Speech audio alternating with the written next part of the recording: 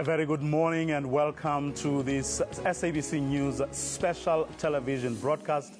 My name is Vuyo Mvoko and thank you for joining us. Now today, our nation commemorates its 20th Human Rights Day under the theme celebrating 20 years of changing lives through human rights. This day, we pay homage to the ultimate sacrifice of those who were killed when they protested for the right to free movement in Sharpeville in 1960, and of course all those who died in the fight for freedom and democracy we are all enjoying today. Now for the next 2 hours, we will be coming to you live from SABC studios here in Auckland Park, but also from Sharpeville Cricket Grounds, where President Jacob Zuma will deliver a keynote address, but also in Cape Town, where Abra Babia, our parliamentary correspondent, is also on standby. All that and more will be bringing you here live from at the SABC. Now let's take a look at what Human Rights Day is all about. Members of the Pan-African Congress walked around the streets of Sharpeville, waking people up and urging them to take part in a demonstration against pass laws. The PAC leaders then proceeded to the Sharpeville police station, chanting freedom songs and slogans like Ilizwe Lethu, our land, our phela mapasi, down with passes, sobukwe sikhokhele, sobukwe leaders. And by midday, about 300 armed policemen found themselves facing a crowd of about 5,000 people. In an attempt to scatter the crowd, F-86 Sabre jets and hover trainers flew within 100 feet of the ground, just over the crowd. But the protesters were undaunted by the move. Then a scuffle broke out between the police and the protesters near the entrance of the police station, prompting the police to open fire. The merciless firing lasted for about 2 minutes, leaving 69 people dead and 180 people seriously injured. Speaking at the 34th anniversary of what was then known as Sharpeville Day, Nelson Mandela vowed that an incident like the Sharpeville massacre will never again happen in South Africa. Today we gather to remember those who have fallen and died. We remember those who have been maimed. We say that Sharpeville will never happen again in our country. Yet 20 years later into democracy, South Africa finds herself grappling with another massacre with close parallels to the Sharpeville massacre.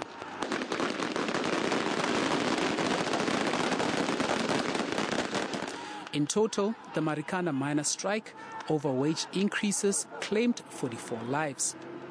The killings highlighted a growing concern over police brutality and the underlying grievances over basic economic and social rights. Recently, the memory of the Sharpeville massacre was invoked in the biopic Mandela, Long Walk to Freedom.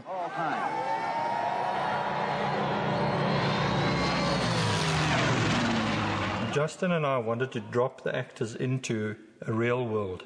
So when they walked onto the set, they were in their environment for that period, for that decade. We've had license with a lot of what we've done. We've changed colors, we've changed things completely. So every single frame that we shoot on this movie has a specific feel to it. This is your final warning!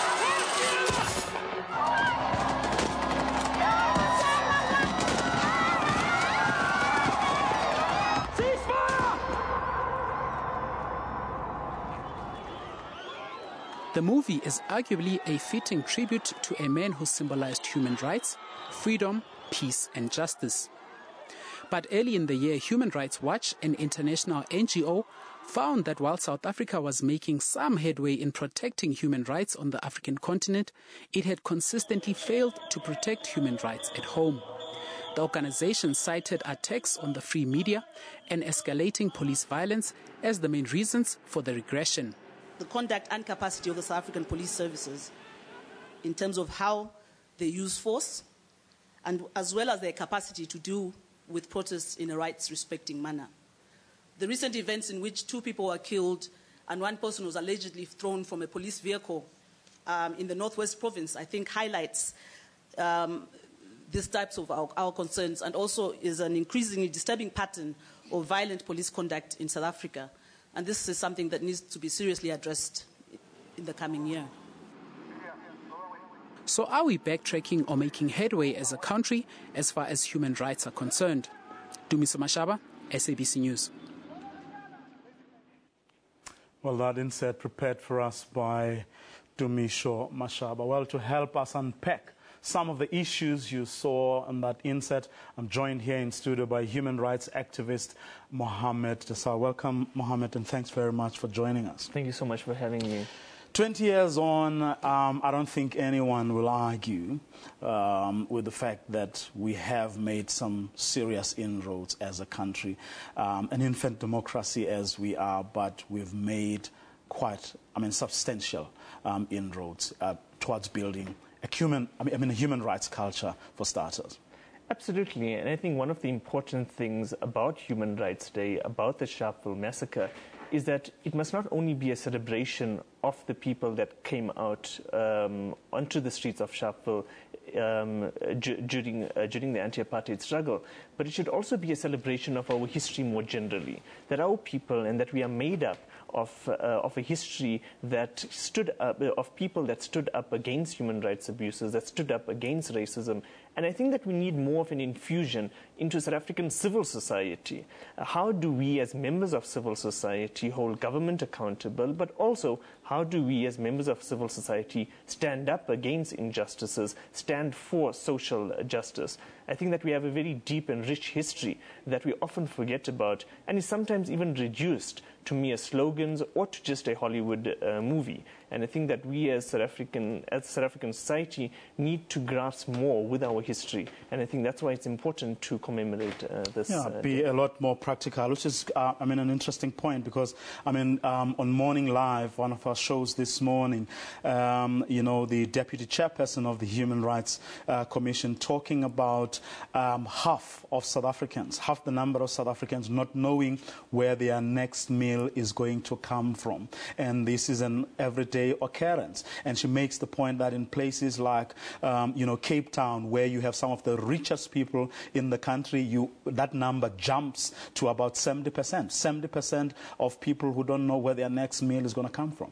Yes, and I think the question then is, especially for human rights activists or those that are interested in human rights, is how do you become part of the solution? How do you, one, state the statistics, but also how do you participate in civil society movements, in human rights organizations, and advancing causes that will bring an end to poverty? Because poverty and injustices are not natural.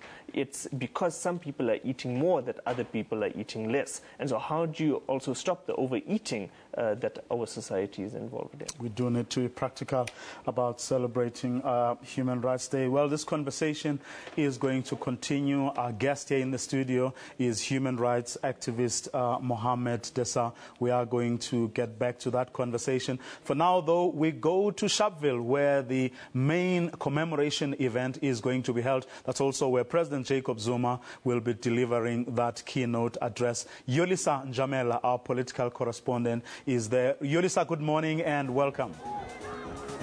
Good morning and thank you very much. We're coming to you live, of course, from George Tabe Stadium in Sharpeville. This is a different atmosphere, of course. Thousands of people came in very early this morning, and as you can see for yourself, thousands of others are still streaming into the stadium. It's a different atmosphere, of course, unlike 2 years ago when government took this event to Soweto and Kliptown, and a whole lot of Sharpeville residents were complaining, saying these atrocities occurred right in their backyards. And so why is government making Soweto some sort of a mecca for such events? And they were burning tires and running around and running amok in the streets, frustrated, and of course telling everybody and sundry who cared to listen that this is something that is very close to their hearts and the event should be here. And now, of course, last year the Democratic Alliance saw the gap and came here to celebrate celebrate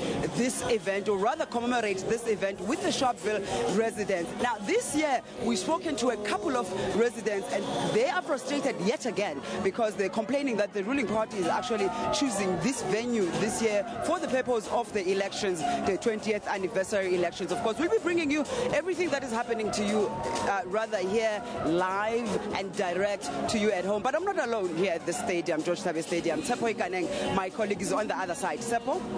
Thank you very much, Yolisa. The jovial mood indeed. The young and old have converged here at the George Tabe Oval to come and celebrate this important day. As you are well aware, that is a commemoration of the mowing down of about 61 people, residents of Sharpeville. For them, this day evokes bittersweet memories. Yes, they acknowledge that government has done much in terms of provision of housing, electricity and water, but they are still bemoaning the fact that they are faced with a lack of job opportunities, especially for the young people. But nonetheless, they've all come here to say that they honor what they term as their heroes, who really triggered down what we all know was a struggle against the party system at that particular time. We are told President Jacob Zuma is already within the vicinity of Sharpeville, where he's busy with his entourage meeting other dignitaries to lay a wreath at the memorial site here in Sharpeville. So it's now back to Yolisa, who is with the Deputy Minister for the Department of Home Affairs. Yolisa. Thank you very much, Tsepo. And of course, I do have Ms. Fatima Chohan, who's the Deputy Minister of Home Affairs. Today, of course, they decided to honor the victims or the survivors of that 1960 massacre. And the Deputy Minister is going to explain first why they chose this day to honor the survivors of that fateful day. Yes, indeed. I didn't quite hear your question. Mics are far too loud. Why have you chosen today to honor those survivors? Well, they are not survivors themselves, of course. They are family members of the fallen victims of the Sharpeville massacre. And today, being Human Rights Day, we thought it would be appropriate, as we commemorate the deaths of the fallen heroes, to present to family members the Smart ID card. And I mean, in particular, you would know that the numbers have dwindled because most of them have passed on, and therefore the number is very short. You only have 12, and South Africans, of course, know that it's 69 people who died then. Why the 12? Well, the 12 were the people that we are able to easily locate. So they're immediate family members, brothers, sisters mostly. Some of them are cousins and so on. But we are going to continue our efforts in the next week to present the Smart ID card to other family members of other victims as well. And also, if you can just explain to us, how is this going to be done today? Are the family members here, or are they still coming through? Will they be honored? Or how's the process going to proceed from here? Yes, my understanding is that they are here and that the self will be presenting the Smart ID cards to them. Deputy Minister of Home Affairs, Ms. Fatima Chohan, thank you very much for joining us, of course. And we take it to you back in the studio for you. Well, thanks there to Yolisa and Jamela. And of course, Tsepo Ikaneng, our political correspondents who are at that stadium in Sharpeville, and that is where President Jacob Zuma, a little later on, will be delivering that keynote address to the nation. For now, though, we cross to Cape Town, and that is where Abra Babia, our parliamentary correspondent, is standing by, because there's an activity there that also marks this particular day. Abra, good morning and welcome. Hello, Vuyo. Thank you. Tell us what's happening there. Okay, Vuyo, as you can see behind me, there's quite a bit of activity. We have quite a few PAC supporters who literally have just come running down the road over here. Now, this area specifically is extremely significant to the community of Langa, because this is the site where the massacre happened in 1960. All these hostels around us, the roofs of the hostels were lined with thousands of people who came out here in full force on their day to listen to their leadership. The memorial behind me was constructed to commemorate what happened on that day where so many people lost their lives. Here in Langa, according to documents, it's documented that only about 3 people died, but that number is being disputed. But here to tell me more about what happened that day is PAC leader Mr. Mpolose Mankangwana, who was here on the day, and he was one of the leaders who actually was here addressing the masses on that day. Sir, thank you so much for being with us. Tell me, being here today, years later, on the day that those events actually went down in history, and seeing people coming out in their numbers to commemorate what happened, how do you feel right now? Man, this is a very important day today. And when I start to remember back, at times it's painful. You know, when Africans were called, because if you understand, people were in hiding because of passings. But when there was a call that on the 21 March will be here, they all come out. They were hoping that after that there will be no more passes. It creates a very expectation, above our expectation. I was among very young people. It was an important thing. People feel that they are going to be free tomorrow. From the passes in particular, this was a burning issue. If we have a time to understand what was happening on us, we'll understand why we come out, all of us. It was a very painful. But today, since the day of remembrance, who are we, where are we coming, and what are we doing? For instance, in the history, I used to read about the Holocaust. When I think about the survivors of the Holocaust, and today, I became very much sympathetic with the Jews. I hope, and I think so, that God will forgive us for failing to forget what had happened to us on that day. Because nobody cared without us. We are only hoping that only God was on us. But God could not stop the racist war criminal physically. That they must stop doing what they're doing to us. That was the position. Sir, and now I'm going to speak to Lulama Ntonzima, who is the PAC's provincial secretary, and you're going to give us more insight into exactly what your message is today. I see lots of young people have actually turned out, and there's been lots of complaints that our young people don't know about. They don't understand those sacrifices made. What is the PAC's message? I see your flag is flying high up on the memorial. What is the PAC's message to the young people about remembering where they come from? This day is a PAC day. The PAC, as you see here, is full of young people. And the young people that are in PAC as an organization are ever aware that this day is a day of advancing beyond past laws, of advancing beyond chains of apartheid. And the purpose of this day in 1960 was to demand the freedom of movement. And that freedom of movement to the youth of today means they are free to move anywhere to drive the movements of economic advancement. It is the opportunity for them that they advance their economic opportunities. And that to happen is to say the struggles of 1960-21st are not yet over. They are far to be over. That's why you see them here in their tens and hundreds to say they are with PAC. The challenge we have, my dear, is that the government of the ANC give drugs, give liquor on important days of our heritage. It's them that poison our children, our youth, and we hope that we have no doubt. You see no one carrying a beer here. This is a commemoration, not a celebration. This is 21st of March, not Human Rights Day. We are here to commemorate that day. Thank you so much for your time. For you, there you have it. Well, people have come out in their numbers to celebrate the rights that they attained. As you've heard, this is a commemoration of all those lives that were lost during that time. Back to you in the studio, Vuyo.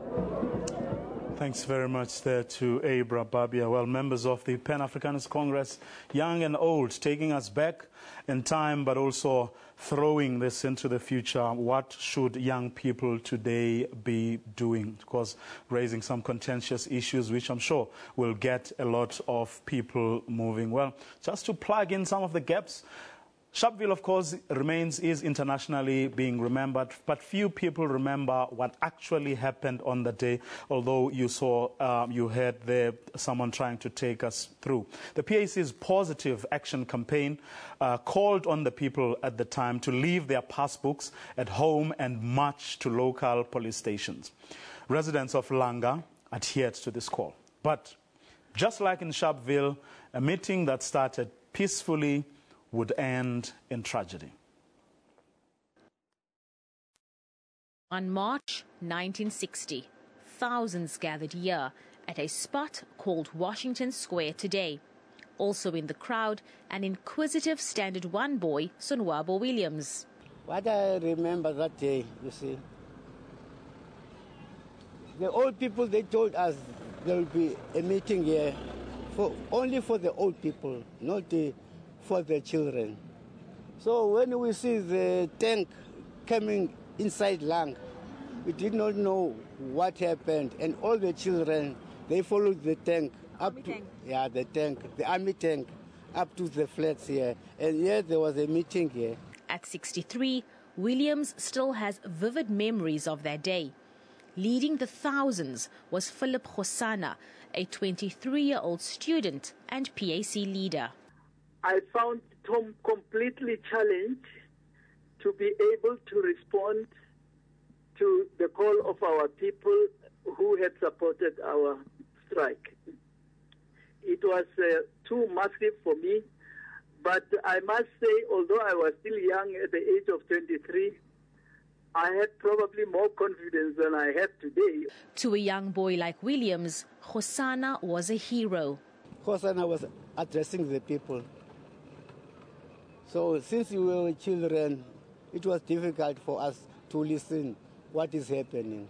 The plan was to march peacefully to Langa police station and turn themselves in for arrest. Shirley Gunn is the director of the Human Rights Media Centre. The centre plays a role in the memorialization of South Africa's history. Gunn was part of the Langa Memorial Collective, the team who constructed this structure in memory of the events of that day.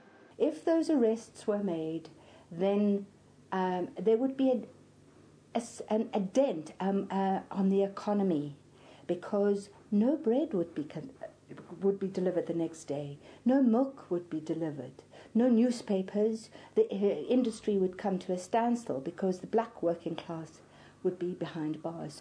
The march was called off at the last moment, and following the Sharpeville killings, police were on high alert, patrolling the streets and banning all public meetings. But later that evening, protesters slowly started gathering in Langa again. The police, they wanted to disperse the people like that. They must all go now. Now they start to shoot the people, and there were people on the top of these flats. And people were flying from the top of the flats down because there's no other way. And some of them today are cripples today, I can say. Whether we don't know them, who are they, you see? But they are cripples. How can you fly from the top down? By the end of the day, 3 people were shot and killed. Many more were wounded. Williams clearly remembers what happened next. That time, ma'am, I ran home because I've got a rifle, a battle rifle. We used to buy a battle rifle. Then when I come home, I take my rifle. A real rifle? No, a real. It's a battle rifle. Okay. That one you put pellets. Yeah, we will put pellets, yeah. Then I go on top of the roof because I don't stay here. I stay that side. I go on top. I said to my father, I'm going to shoot these people. Then my father was afraid because the soldiers are going to shoot me, thinking that it is a real gun. Because I thought maybe I can fight with it. You see? That time I was a child. 9 days later, Khosana led a march of 100,000 to Parliament, hoping to see the then Justice Minister, J.B. Vorster. There was 100,000 people with Philip Khosana in the lead marching to Parliament, to town, to the police station, Caledon Square in Cape Town. A massive, massive march. Unprecedented, actually. That same day, a state of emergency was declared and the PAC and ANC were banned. And these events changed the course of South African history. Today, the Langa Memorial honors the courage and sacrifices of those who fought for that change. It reminds residents of the integral role that Langa played. Langa Township and the other surrounding townships like Nyanga West, which is called Guguletu today, and Nyanga East, happen to be the focal point of a political party called the Pan-African Congress under Robert Sobukwe, which reflected a lot of hard work in organizing the people and convincing the people about the correctness of opposing the past laws. Therefore, Langa became the burning point, the crucible of what was happening. Today, Sonwabo Williams finds it sad that the younger generation don't fully grasp the historical value of their day. But his memories are still fresh, and he often thinks of those days. Maibuye Africa. Africa must come back. Maibuye means Africa must come. We greet like this. Abra Barbia, SABC News, Cape Town. Well, that insert taking us back, a bit of history there to this day, but also some of the people there talking about how each one of us can actually play a role in taking that struggle forward. As you heard there, that struggle is not over. Mohammed, it's a struggle that continues, isn't it? Yes, we mustn't be captured and we mustn't be limited by our history. We as South Africans are not obsessed with victimhood. So on the one hand, whilst we celebrate our fallen heroes, the question should always be, how do we advance the struggle that they laid the foundations for? And I think, for example, the economic struggle in South Africa is one that needs to be seriously waged by the young people and others. And we should celebrate the picket line. I think that our history shows us that we should celebrate protests, and we shouldn't demonize or marginalize the importance of protests and the importance of pickets and being located at the picket line. And so the recent march, for example, that was cancelled at the last minute, but the recent march, the Johannesburg Stock Exchange, by young people would have been a very important message to send to many of the corporations in South Africa that benefited from apartheid, that benefited from this history that we talk about, and that I think that till today still haven't properly addressed the economic imbalance and the economic injustice in this country. How could they do that? How do we get corporate South Africa to play as big a role as you are saying they should? What are the sort of things that they should be doing?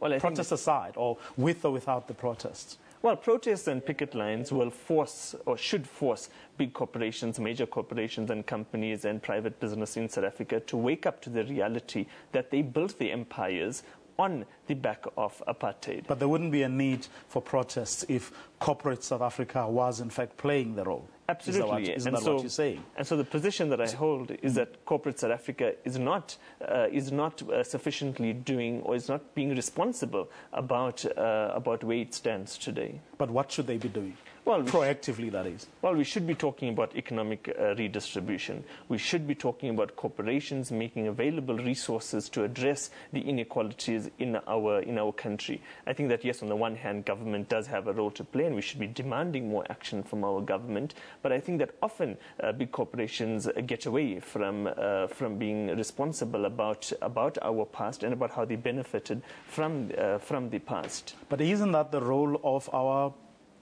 duly elected public representatives, to make sure that they make the life of business uncomfortable, to say the least, until they deliver on the promise that we have all made, including corporate South Africa, because they are benefiting enormously. I mean, there are so many laws that are beneficial, that actually ensure that they accrue benefits. In other words, they are beneficiaries of this democracy. 20 years on, as I think most people, poor people in particular, are saying big business has not come to the party. But isn't that the job of our elected public representatives, to make sure that business, in fact, comes to the party? Yes, I mean, I think on the one hand, whilst we should be demanding more from government, on the other hand, we also have direct access to these businesses and to these corporations. So we have our part to play. There's no reason making sure that they get the message. There's no reason why we as South African citizens shouldn't also be calling on corporations and businesses to be playing their role. And but this doesn't make one pro-communist or anti-capitalist. This is demanding... Or pro-this or the other party. Absolutely. If anything, it makes you pro-human rights and pro-social justice. And I think that this is what businesses need to wake up to, that when we're demanding responsibility from their part, we're not necessarily advocating one economic system over another. But then, I mean, what about the point that old man in Langa, that Abra Babia was speaking to? What about the point that he was making, that we continue to hear about the Holocaust the whole time? So what is wrong then with reminding our people of what happened in Sharpeville, what happened in Langa? If we become obsessed with the Holocaust, I think it becomes a problem. If we become obsessed with victimhood, where we are always victims, I think that there is a problematic mentality for us to hold. However, if we say that the Holocaust should never be forgotten and the lessons of the Holocaust should never be forgotten, I think this is a positive way of looking at history. Likewise with Sharpeville, if we have to continuously say that we are victims of apartheid, I think that this is a problematic mentality to have. However, if we say that we are victors of apartheid, that we have overcome apartheid, yet there is still a road for us to travel, I think that this is a positive way of looking at our history, to celebrate those that fell during the Sharpeville massacre, and not to be obsessed with remaining in 1960. Victimhood, and what does that do to a person? In other words, what is wrong with that at a very practical and everyday level? What is wrong with being obsessed, as you say, with victimhood? What does it do to a person, and what does it do to a nation? Oh, our victimhood could limit somebody instead of liberating someone. An act of injustice shouldn't capture you and shouldn't imprison you. It should allow one to overcome this here. And I think that sometimes when people are obsessed, when people are too fascinated with their own selves, they forget about the larger humanity that we belong to, the larger human rights struggle that we are waging. It's not just about us, that our lives are interconnected, and therefore we need to see the other human, we need to see our own injustice that's being practiced maybe by other people.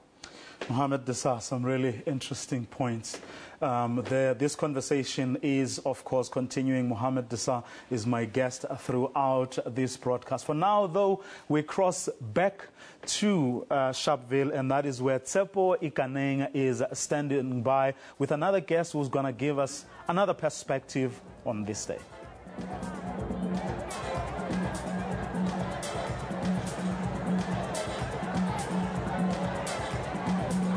What you see on your screen is throngs of people, scores of people who came to converge here at the George Tabe Cricket Oval to be part of the celebrations of the Human Rights Day. With me, I've got a prominent citizen of the Vaal region. He's also a political commentator, Retami Kaplaki. Commemoration of this day at this place obviously brings bittersweet memories to many of you guys. Some of you were young when this thing happened 24 years ago. What do you make out of this? Well, thank you very much. Some of us were not even born, but we have memories related to us by our elders. We have memories and stories related to us by our people, about the agony, about the anguish, about the pain that was suffered by our people on that fateful day on the 21st of March, when they were shot point blank in daylight for just desiring to leave their past behind, desiring to abolish a system that had reduced a black person to a slave almost in his country. Because without the possession of a past and its production, a black person was sent in jail.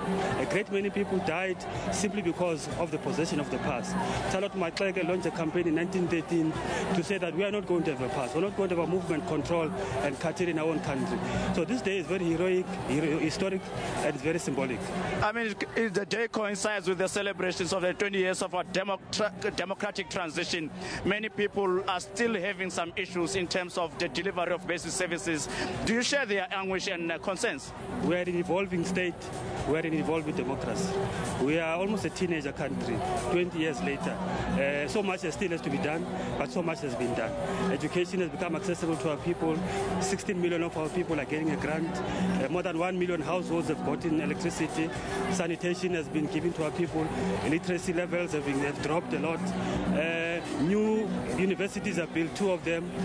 12 FET colleges are being constructed to access our young people into some of these streams of skilling them, rather than us focusing only on acquiring theoretical knowledge, but an emphasis on skilling our people. But over and above all else, we have created a new culture, a culture of democracy, a culture of human rights, a culture that says all are equal before the law, a culture that says even the head of state is subjected to the Constitution. That is one of the critical attainments that we've made.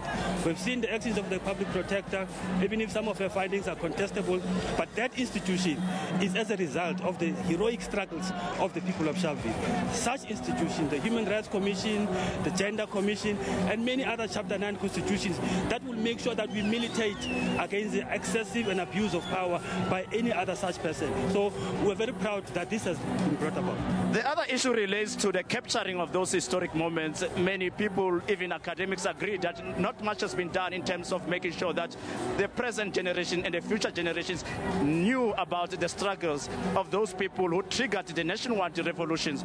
Do you concur? I concur very much. I think especially with regard to African academics or institutions of higher learning, I don't think much has been done. This is the greatest indictment on our institutions of higher learning, that not much has been done to commission works of writing, to commission historical studies around these histories and the struggles of our people, not only in Sharpeville, the struggles of the people in the Free State, the struggles of the people in KZN, any other. We have not mastered the art of remembering. I take it that government has done its own, its part. They've declared this day a Human Rights Day, the public holiday. Nelson Mandela in December 1996 ostensibly took a decision to have this constitution signed here in Sharpeville. It was on the very same spot where we are, cricket pitch, George Tabe Stadium, where Mandela said, this is where we're going to go, to say to our people, thank you for their struggle, appreciation for what they've done, but the honor still rests on us to continue to remember, but also to inform the young generations that they dare not forget. Let's focus now on the challenge of upholding the human rights principles. According to the latest report by the Human Rights Watch, they allege, or they are claiming, that we have regressed in terms of making sure that we uphold those noble principles in view of what has happened in Marikana. What's your view on that? I'm not sure whether I share that sentiment. Recently, the public protector came out on the Nkanda report. She was not embarrassed. She was not humiliated. She had to stand her ground because she is provided for by the Constitution. Certain actions like the Marikana actions are very regrettable. They should not have happened because they bring us back to the sadness of what happened in Sharpeville. But like I said, we are an evolving democracy. These things are taken to book. There's a commission of inquiry that is sitting to deal with these matters, to go to the bottom of this matter, and to find solutions and to find answers. But I think the biggest guarantee is that a constitution is on the side of our people.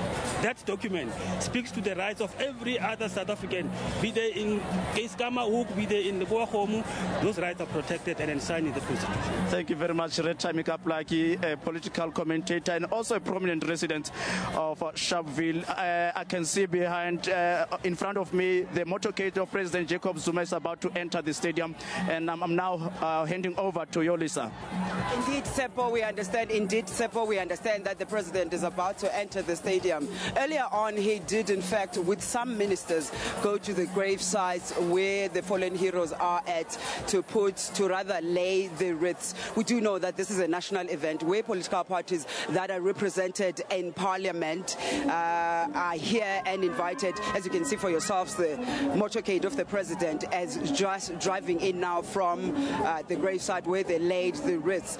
Other other political parties, of course, have their events outside of the stadium, even though most of them have been invited. We can count the PAC, for instance, and the Economic Freedom Front. We do know that they have their events outside here. But we are now joined by Griselda Kananda, who is a social activist and deals with a lot of young people from day to day. And you can see, if you can hear that noise up there, the stadium has just erupted because the motorcade of the president is clearly visible to the people here in the stadium. But back to Griselda. Griselda, a lot of young people don't necessarily seem to understand these kind of events these days that we commemorate. Why do you think so?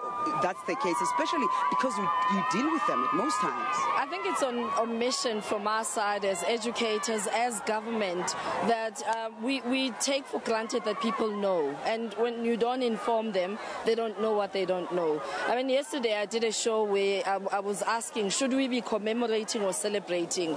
And a lot of young people were saying, I didn't even know that people died. 21st of March for me was a day when I'm just going to braai with my friends. And as you say that for young people, it's just a public holiday. But we have a duty almost to just educate and go back to the basics. And as the more we keep making it just about celebration, we're going to lose the essence of what it was about. And I'm loving the fact that the program started with the president laying a wreath in a memorial point where people were shot and killed. And for as long as we have programs like yours telling us exactly what it is that is happening, obviously I can't be competing with that loud applause. Obviously, Griselda can't compete with that. The president has just walked into the stage and the stadium just erupted. So we will have to take it straight back to Vuyo to continue with the formal program here with us. Well, as you heard, President Jacob Zuma has just walked into that stadium. The eruption you heard and saw there belongs to the people who were welcoming him to that stadium. He will, of course, be delivering that keynote address in front of those crowds, and we'll be bringing you that live from our SABC studios here, but also live from Sharpeville, where it's all happening. Well, right now we're going to go straight there, and I think for the singing of the national anthem. All of you to remain where you are and ask our choir to lead us with the national anthem. I hope they are ready that side.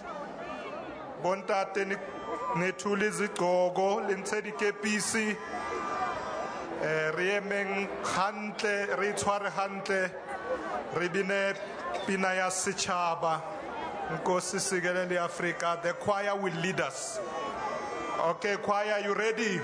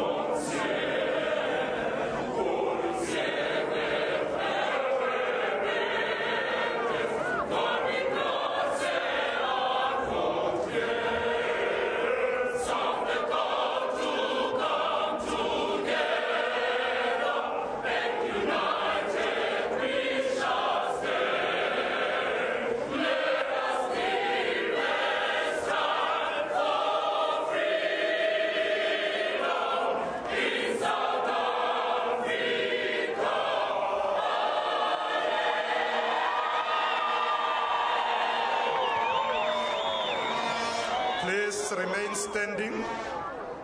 We're going to have a silent prayer and meditation and a moment of silence to remember those who have fallen.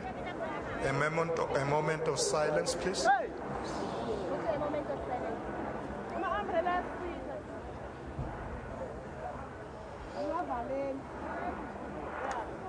Thank you very much. You may be seated.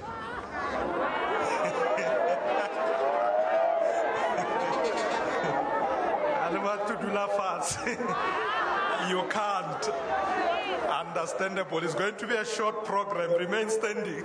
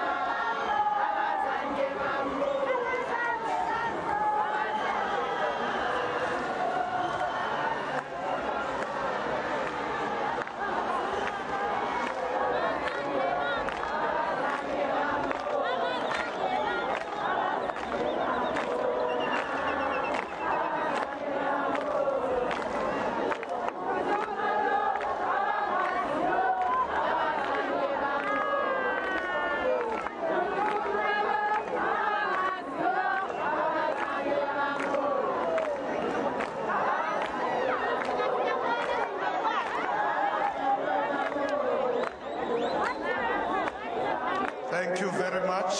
Thank you very much.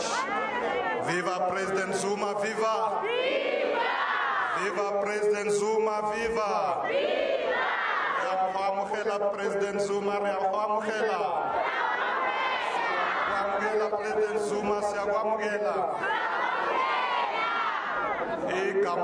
Paul Mashatile, Minister of Arts and Culture of the Republic of South Africa. The program director for this morning. Ketla kopa her sebedisane ke alamogela kaofela. Re tlo ba le an official welcome from the Premier just now, but we are now starting with the formal program. I know those who can't get inside this space, there are screens next door, then the other stadium you can see from there. President Ramugela, the Minister Kaufela Tsedilinting, Minister Jeff Hadebe, Oksebedisanan Lenam Sebetimona, Premier Gauteng, Majoro Wasidibeng, Tatemufukeng Puka. The leaders of all political parties here present, we welcome all of you. Today, we celebrate 20 years of human rights in South Africa. It's a very important day, and we are happy, President, that we were able to come to Sharpeville, where many years ago our people were gunned down fighting for their human rights. As we start the program, we're going to read the preamble of our Constitution. Many of you will remember that our former President, Utata Nelson Mandela, signed the new Constitution of the Republic of South Africa here in Sharpeville, closing the old chapter of exclusion, of brutality, and ushering in a chapter of democracy, of human rights. And we are happy to be marking this occasion here today. So I'm going to ask Ubabum Kolisi Kaya, who's the member of the Executive Council in Gauteng for Economic Development, to come forward and read to us the preamble of our Constitution. Babu Kaya Sondel.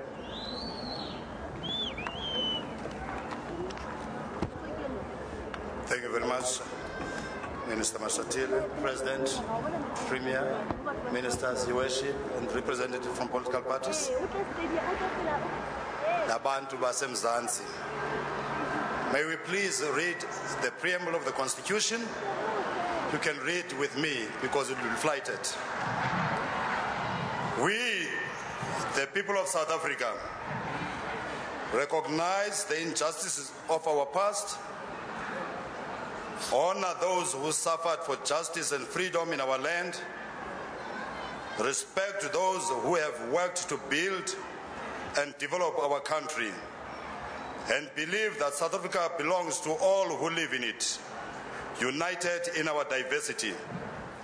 We therefore, through our freely elected representatives, adopt this Constitution as the supreme law of the Republic, so as to heal the divisions of the past and establish a society based on democratic values, social justice, and fundamental human rights. Lay the foundation for a democratic and open society in which government is based on the will of the people and every citizen is equally protected by law. Improve the quality of life of all citizens and free the potential of each person, and build a united and democratic South Africa, able to take its rightful place as a sovereign state in the family of nations. May God protect our people. Kotse sigelela iAfrika. Murena buluka sitjhaba sa yeso. Gods yen South Africa. God bless South Africa. Mudzimu fatutsetsa Afrika. Osi katekisa Africa. Thank you very much.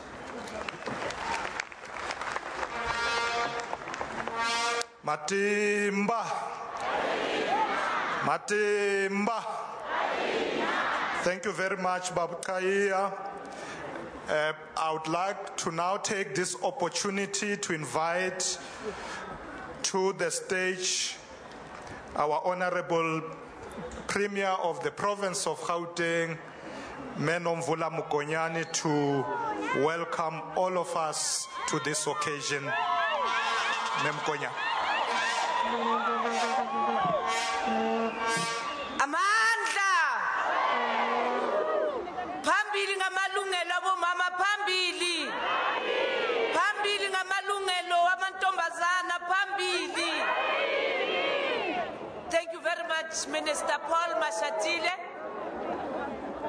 President Jacob Zuma, the President of the Republic of South Africa,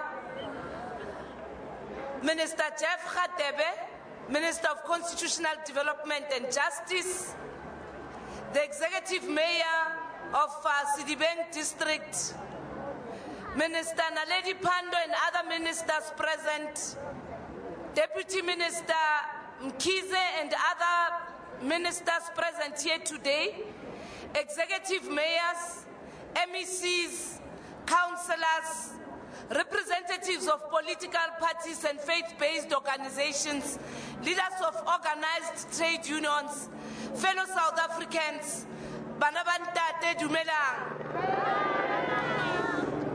Remotlotlo kasheko rona baduli ba mona Gauteng hore be re kopane ka tsatsi lena le bohlokwa ho hopola mahlatsi ba rona ba bang ba bone ba neng ba shwela teng mona Sharpeville, ba bangwe kwa Nyanga na kwa Langa, and in many other areas of our country.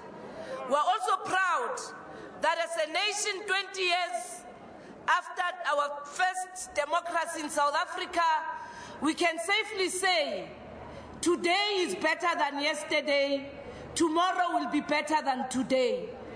And hence the need for all of us to say there is a good story to tell about the rights of human beings, the rights of citizens in South Africa. Kaubani kashekulena na hayabo runa hauna khetullo ka ho ya ka mmala basadi ba na le ditokelo tsa ba beng ba malapa beng ba lefatshe ebe ba etapele ke tsona ditokelo tseo re di thabelang ka shekulena. Re thabela ditokelo tsa bana ba rona, menyetla ya ho fumana thuto ntleng ha tefelo, menyetla ya ho fiwa di-grant ho batswadi ba senang thuso e ba e fumanang, menyetla le tshehetso ngata tse re di fumaneng ke ka moo he re reng bahale ba mona Sharpeville, bahale ba Kwanyanga, bahale ba Kwalanga, madi a bona ha mmoho le madi a Solomon Mahlangu ha tsholohela lefela empa e sa le hole mo re yang, empa re ske ra lebala hore ha mmoho ke rona re tlisitseng phapang e leng teng mona kasheko. Asibonga ukuba khona kwakho mongameli, sithi wamkelekile. Sibonga ukuba khona kwabaholi bamanye amaqembu ezepolitiki. Sibonge kakhulu nina abahlali baseNingizimu Afrika sithi onamehlo uyabona, onezindlebe uyezwa, imisebenzi iyona ekhulumayo. Malibongwe. Thank you very much. You are most welcome. Thank you, Nyabong. Thank you very much, Premier. Before I call the leaders of political parties to give their messages, there is a marimba band. I don't know where they are, maybe on that other stage. If they can please give us one performance. And then we will ask the leaders of political parties to quickly give their messages for this day.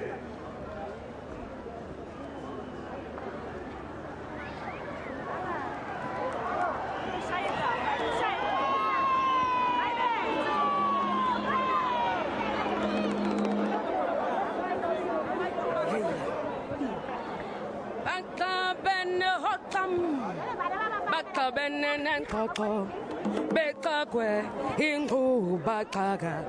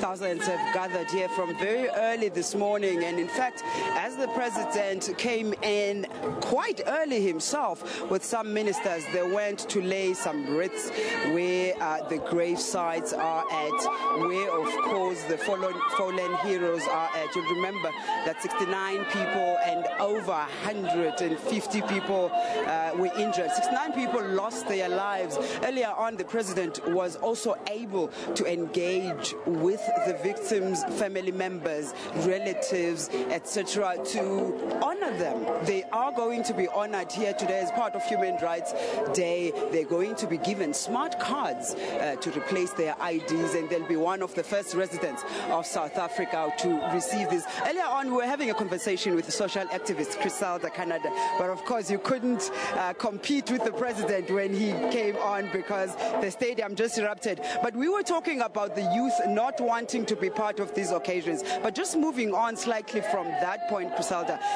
we're trying to also forge diversity moving forward.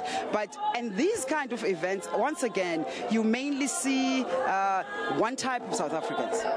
And it's purely because we all knew what apartheid was, and we all had a common cause in what the enemy was. And now moving forward to democracy, I don't think all of us have a collective understanding of view or an agreement on what exactly is it that we want to achieve with South Africa. Because it works for some, it doesn't work for some. It's good for me when I benefit from it, and it's not good for me when I don't benefit from it. So we need to go back to the drawing board. Now that we're saying we've achieved democracy, it's 20 years later. Do we have a common goal? What is it that we're now saying is our collective challenge? Because then it was injustice, it was violation of human rights. And now, I mean, it's economic freedom, it's unemployment. There's so many issues, and those issues don't affect all of us equally and the same. And therefore, there's a variety on how we then define where to from here. And we need, as a collective, as South Africans, to go back to the drawing board and ask ourselves, what South Africa do we want? And when we say democracy, what does it mean to each and every one of us? And what is my responsibility? Today we celebrate Human Rights Day. But, I mean, you go back to our newspapers, what you and I expose, we still violate human rights. Is it because we don't understand that your right to anything is not supposed to be impeding on my right? Griselda Canada, we keep cutting you off, unfortunately, because the opposition political parties are about to take to the podium. Now, SADP leader is the first one on stage. Thank you, Program Director. The Honorable President of the Republic of South Africa, President Jacob Zuma, Ministers, Deputy Ministers, Members of Parliament, Ambassadors, the Premier of Gauteng, MECs, Chairperson of the Human Rights Commission, members of various political parties, distinguished guests, ladies and gentlemen. I greet you all in the loving name of the Lord and Savior Jesus Christ. On behalf of the African Christian Democratic Party, I count this an honor and opportunity to share the special day, Human Rights Day, with you all, as we celebrate 20 years of changing lives through human rights. The ACDP acknowledges the good work done by government in advancing the laws that govern human rights in our country. However, we must remember that highlighting human rights alone is not the solution to our problems. The respect of human rights must be accompanied by godly governance in order for our country to be progressive. On a day such as this, it is wise to reflect on why we earmarked a public holiday to celebrate Human Rights Day. Reflections causes us to go back to basics and assess whether we have progressed from the particular point to where we are now.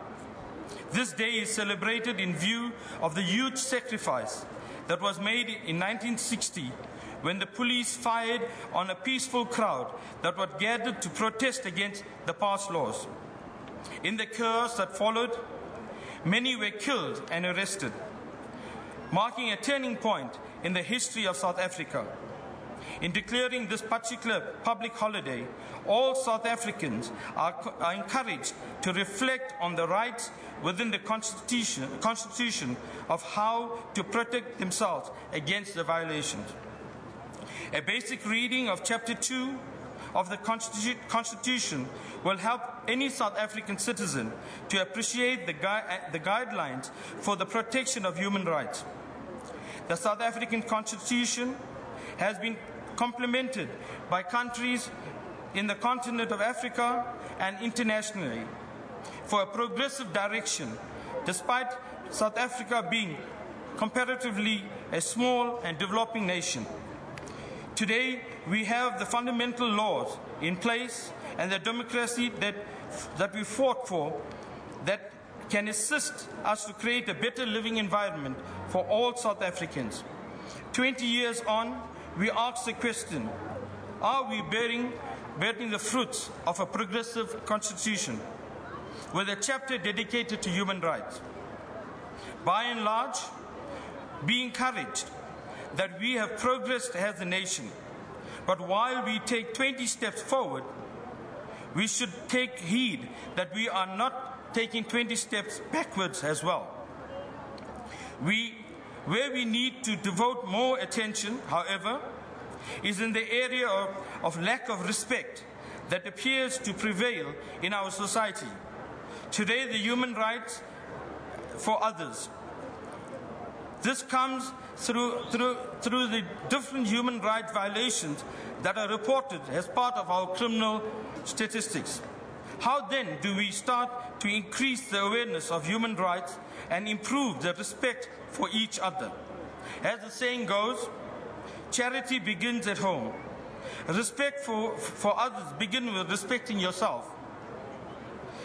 If self-respect is in place, a person will find it easier to respect others. The underlying principle is that we will not succeed to respect ourselves unless we live God-fearing lives, knowing whether we are alone or in a crowd. God is watching each of us from a distance. As we reflect on the past 20 years, we must look forward to the next 20 years with hope and prayer for the type of society where the moral fiber is strong, from the home to the community and from the community to the nation. I pray God will bless our leaders with divine wisdom to lead our nation to compete amongst the leading nations of the world. I pray that South Africa will become a shining light on the African continent and the world at large, as it takes valuable lessons from history and forges ahead. In conclusion, in the Bible, in the book of 2 Chronicles, chapter 7, verse 14, highlights, if my people who are called by my name humble themselves and pray and seek my face, turn away from the wicked ways, then I will hear from heaven, forgive their sins and heal the land. South Africa needs healing. God bless you all. Thank you. We'll now have the head of policy of the APC, Mr. Thomas Matebula. Letlale ka sebata ho tshwara nako ela.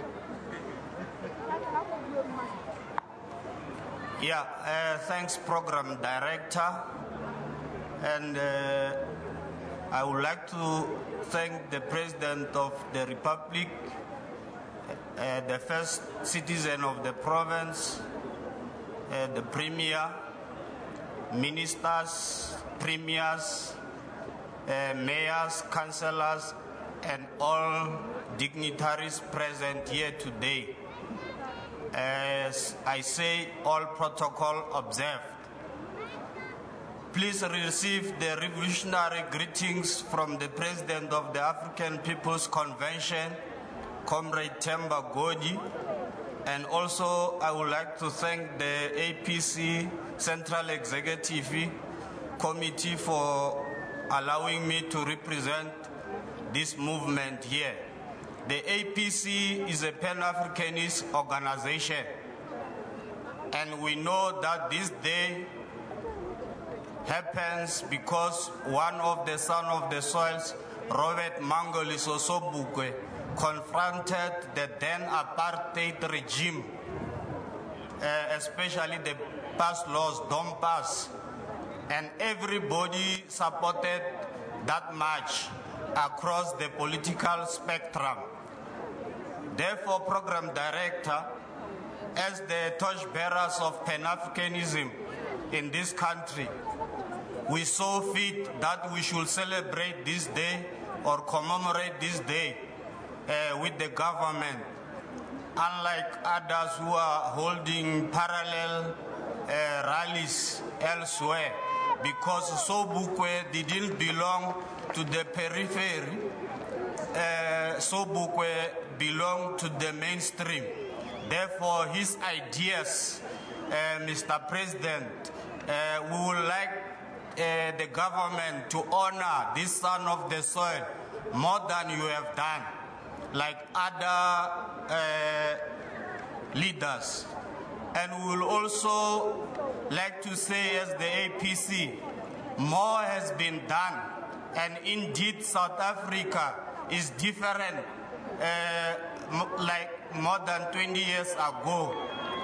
As a son and somebody who grew up in Winterveld, and as the survivor of the Winterveld massacre, I know what went through in 1960. Unlike others who want to teach us about protecting the Constitution and taking us to court when we want to better the lives of our people. The APC was established precisely after 1994 because we knew that after the liberation, those who fought for the liberation will be in government, and others, because they fought for the liberation, they will not know what to do. So we had to guard against the imperialist and capitalist from hijacking our liberation and struggle for better life. And as the APC, that is why, because we must talk about the Public Protector Report. The Public Protector Report, it said it did not found anything that the president is implicated. And I will challenge the media that we are tired of subjective reporting. We want objective reporting. So if you can prove to us where the public protector says the president was directly involved, so you can interpret the public protector report as you wish, but you are not going to hijack our revolution. And the timing of the release of the public protector report leaves much to be desired as we are near to the elections. And we want to assure people that we have confidence in the IEC that they will deliver a credible elections, because we hear some people are starting to reject the results. Because you know why? We were elected in 1999 to be in parliament. For 5 years, people were sleeping. People were sleeping. Those of us who were in parliament with one seat, we have worked. We can prove, Mr. President, we also have a story to tell. For 5 years we have worked. We have traveled the length and breadth of this country, and we have worked. We are waiting for the 7th of May so that you increase, you the people of South Africa, our votes, so that we can be the ally to a progressive government and deliver services to our people.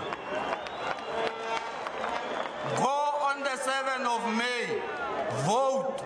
Let's beat the dog. People must not run to the court, but they must run to Europe, to their masters, because we are not prepared.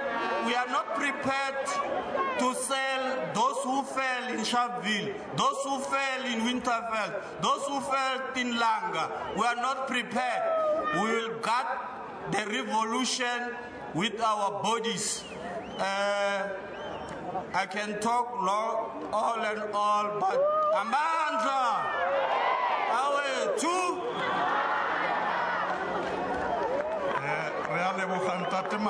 I should have said, honorable member, your time. So I think I must behave like a speaker now. But because I don't have a mic, I can't say, honorable member, your time. So I'm going to stand. If I see that you have exceeded your time, I'm going to stand and pull you by the jacket at the back. Can we now have the Deputy President of Azapo, Mr. Strike Tokwane, will be followed by the Deputy President of COPE, Mr. Willie Madisha.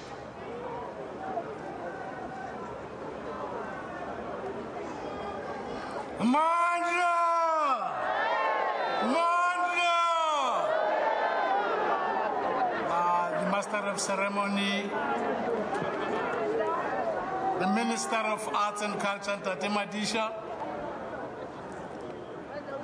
Mashatile, thanks for the correction, the President of the country, Tate Zuma and his cabinet, the Premier of Gauteng, the Mayor of Sidibeng, leaders of political parties here present, Hahuluhulu Batuba, Sharpeville, and all protocol observed. I happen to be here to represent my organization Azapo on behalf of my president, Tate Jacob Zuma, who's not here but addressing a rally elsewhere. And he happens to become a member of parliament. Personally, I'm not in parliament, and I take it that the 2 minutes the MC was talking about and the protocol may actually be referring to those who are represented in parliament. But I will take cue from those who have spoken ahead of me. In 1960, all over the country, and here particularly in Sharpeville, people were killed.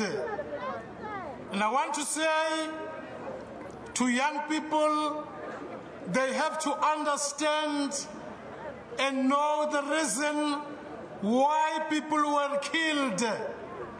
People were killed because they wanted the freedom of our country. People were killed because they had become tired of living under oppression, suppression, and the inhuman conditions and the taking over our land by people who had come from elsewhere. And they had said, enough, it's enough. And they decided on the day that they were going to march peacefully and put their demands before the powers that be. But instead of the powers that be listening, they decided to unleash on our unarmed people their firepower, and they thought by doing so they were suppressing the struggle, and that was not to be. As a young person of those days, I must have been 8 years old or so, I saw it all, I didn't understand it.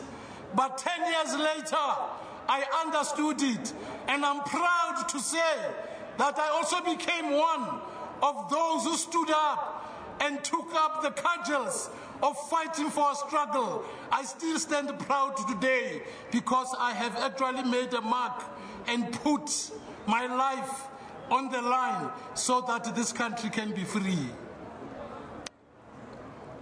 We will be free when we don't see our liberation and freedom on television, but we can see it in our streets. We must see the fruits of liberation, and White Sobukwe, Steve Biko, Mashinini, and those ahead of us, Chris Hani, who died. As we walk down the streets of Sharpeville, Langa, Guguletu, Soweto, Beckersdal, and elsewhere, we must see what those people died for every day. When we go to sleep, we must feel in our stomach that that liberation was not in vain, but it was something that was worth for. Going forward, comrades, I want to say we will never tire until we make our martyrs to rest in peace. At the moment, they must be turning in their graves at things and how the conditions of our people are. But we'll continue with the struggle, we'll continue to want to persuade until such time that we are free. Amandla!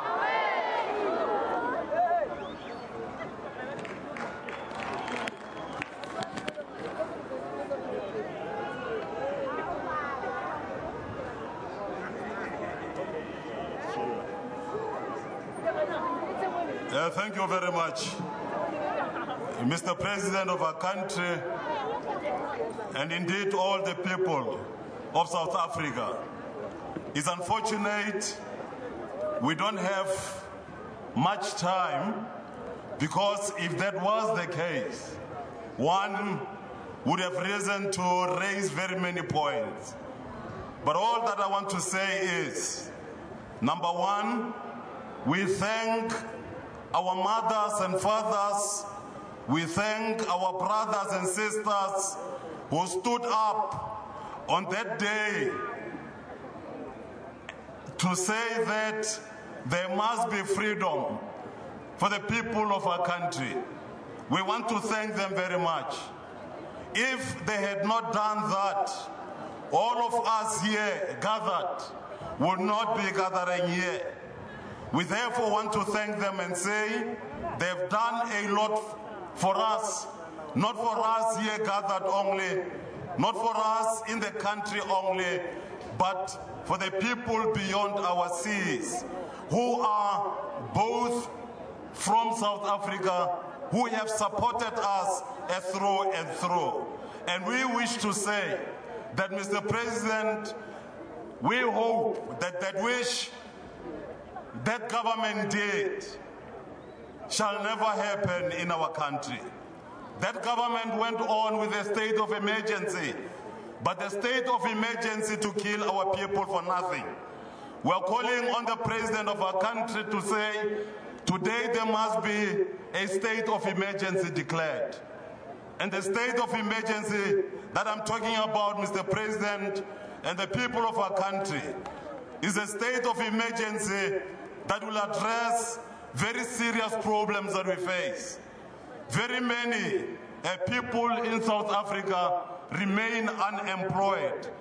We speak of almost 40%, albeit we know that others have reason to take the number down.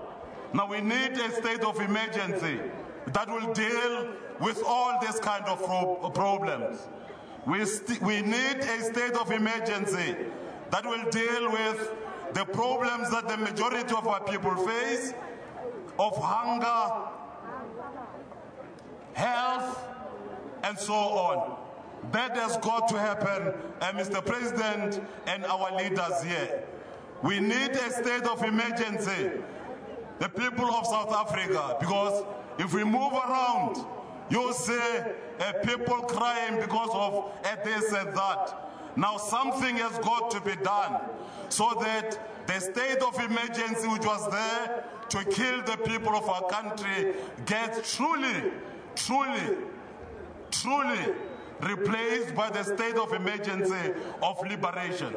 The state of emergency of democracy, where the majority of the people of our country will be able to rise and say, yes, we have liberation, yes, we have democracy, yes, we can be able to eat, yes, we can be able to have everything that we are supposed to have. We thank you very much.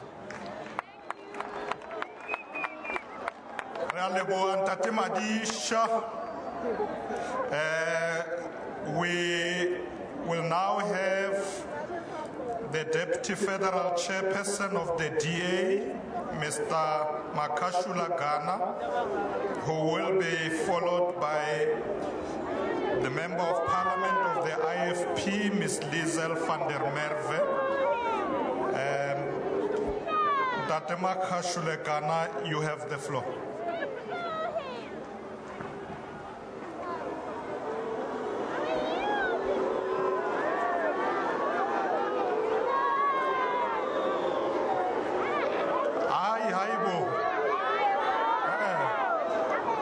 This is Human Rights Day, Bantu Benkos.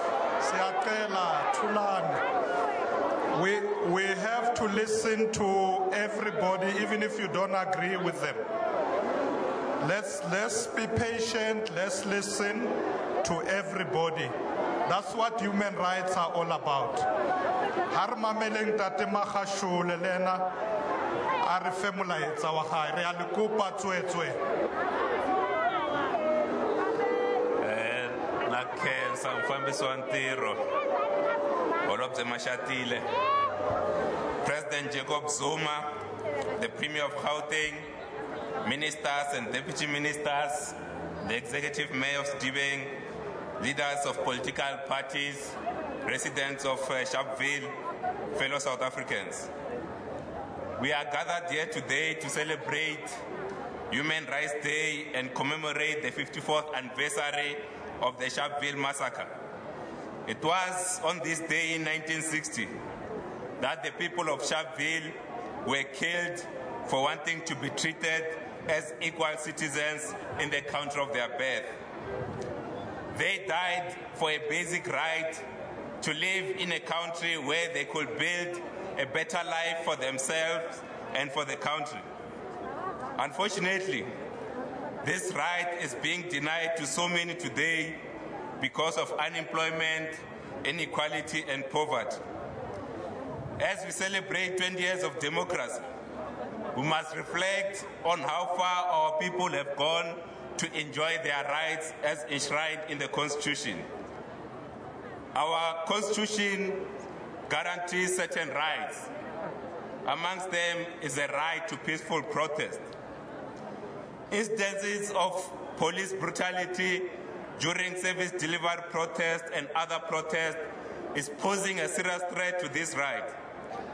We are urging the police to find a way of dealing with protests without a need to shoot at our people.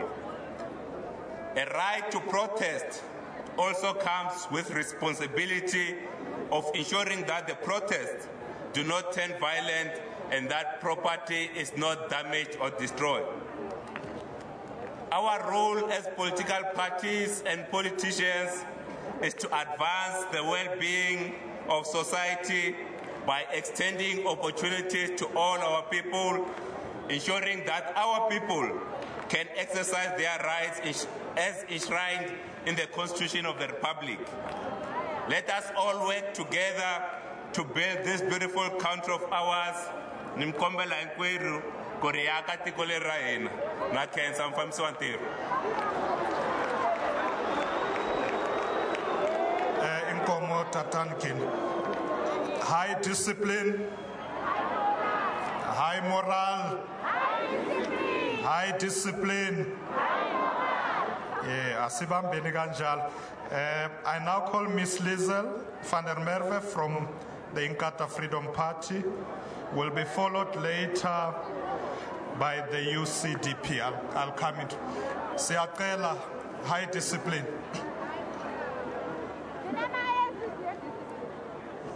Thank you, the Honourable Programme Director, His Excellency, the President of the Republic of South Africa, Mr. Jacob Zuma, the Honourable Premier of the Province, Honourable Ministers and Honourable MECs present, the Executive Mayor of Sharpeville, leaders of political parties and MPs present, South Africans at large. I speak proudly today on behalf of the Inkatha Freedom Party, carrying a message from our President, Prince Mangosuthu Buthelezi. I also rise to pay tribute to the men and women of our country, each one of you here, who have given so freely of themselves in the past 20 years to building, growing and nurturing our society. The men and women who engage in politics and mobilize for change. Those who take their right to vote seriously and speak through the ballot box. I might not have been born when the Sharpeville massacre happened, but I rise on behalf of a generation of young leaders ready to take South Africa into its next phase of its democracy, where we no longer look at just how far we have come, but what must be done to take our freedoms further. I also wish to speak today on behalf of the people living with disabilities in our country, who still long to give their contribution to the well-being of our country. Their rights are the same rights as everybody else's. They have the same right to dignity, to education, to healthcare, to freedom of expression, security and services. Yet, in some cases, these rights are not fulfilled. The IFP embraces every South African who seeks to claim their stake in our democracy. We know that our people are proudly South African. There is much to be proud of in a country built on a constitution that enshrines human rights. The IFP is proud to have waged the battle to include the Bill of Rights in our democratic constitution. We fought this battle at the negotiation table, as all parties fought for a new South Africa. When it was assumed that the Bill of Rights was not needed, as a majority government could not possibly fail its people, having struggled for freedom for so long, it was the IFP that set firm the condition that a Bill of Rights be included, and it became part of our wonderful constitution. That was a victory for today's South Africa, and it's a victory for tomorrow's South Africa. For as long as the Bill of Rights remains at the center of our democracy, we will be reminded of the great responsibility we all bear, the responsibility of changing lives. It is clear that the struggle is not over. Deep inequalities, which deprives our people of human dignity, remain. We must therefore intensify the struggle to ensure that every person's right in terms of their social and economic rights, such as the right to shelter, the right to have freedom from hunger, are not only protected but fulfilled. The IFP supports human rights, and we support the work of changing lives through honouring human rights. We engage in this work every day. It is the heart of the IFP. It must remain at the heart of all political leaders tasked with looking after the interests of our citizens in the next 20 years and beyond. God bless South Africa. I thank you. Thank you very much, Ms. van der Merwe. Ke tla bitsa mopresidente wa UCDP, Ntate Mfundisi, who will be followed later by the treasurer of the UDM, Mrs. Motina. Ntate Mfundisi. Mototleri Tona Mashatile, His Excellency President Zuma, and ministers in government, the Premier of the province of Gauteng, MEC Kaya, His Worship the Mayor of Sedibeng, it is 54 years ago that 69 people in this area met their Waterloo. As they rose to stand up and speak out to the powers that be, in order to make a change in their lives, they were mowed down with guns, while they were only armed with the discredited dome passes that they planned to hand over to the police station. We in the United Christian Democratic Party wish to register our commiserations with the families and all next of kin who suffered the indignity of being killed as if they were in the battlefield. In a sign of healing the wounds of the day, former and late President Tate Mandela signed the acceptance of the Constitution of the Republic of South Africa into law here in Sharpeville back in 1996. This was an effort to say the new Constitution is going to attend to the human rights and part ways with the past. We observe the 21st of March on the national calendar to reflect on what human rights mean to us as a nation. We believe that the government should be customer-focused, meaning that no effort should be spared to deliver services to people, nationals and foreigners, simply because they are human beings. The UCDP believes that all people created in the image of God and deserve to be loved, they deserve to be respected, they deserve to have good services, they deserve to be consulted if something has to be done for them. Programs should not be imposed on them, and they need to be tolerated in case they go wayward. We find it difficult that 20 years into democracy, we have had police mow down people at Marikana, Beckersdal, Kwakwa, and Mututrum. This shows that we may be speaking human rights, but we have yet to come to appreciate what that entails. It is interesting that advanced countries like Australia only introduced human rights legislation in 1998, much later than the new kid on the block among the nations of the world, the Republic of South Africa. Let us repeat, South Africa introduced this in 1996. The rights of people are still being trampled in this country.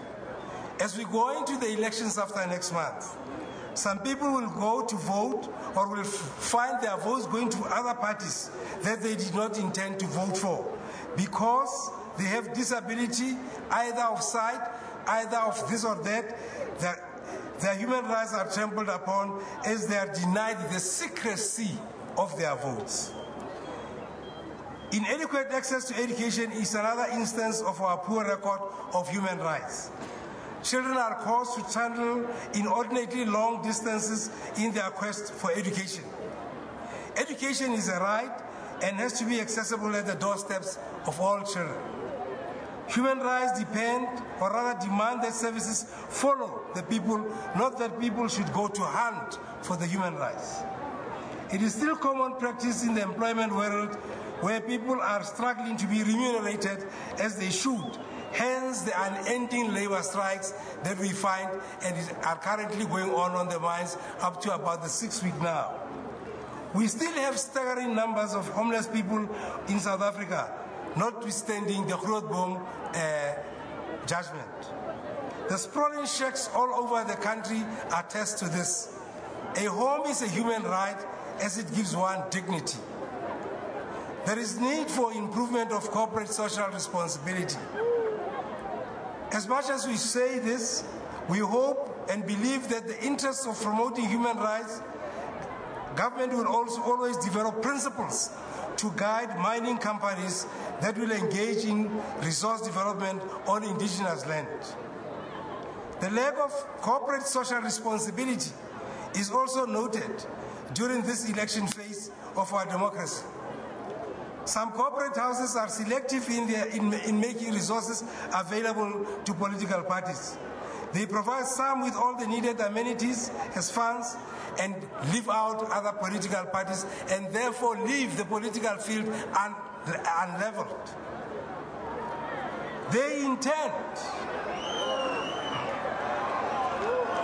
right, thank you. They provide some with all the needed amenities and they want to make it easy. And they leave those parties in what Steve Biko called, you are left on your own. They want these parties to compete as if it is Usain Bolt and somebody going about in crutches. In conclusion, in reflection to the 54 years that Sharpeville people were dehumanized, the 20 years of democracy, and the 18 years since the signing of the Constitution of the Republic into law, as Act number 108 of 1996 here in Sharpeville, can we say we have met all human rights listed in the Constitution? The UCDP says it is a long way to travel, but we must stand up and speak out against all shortcomings. I thank you. The playing field has to be level. Thank you.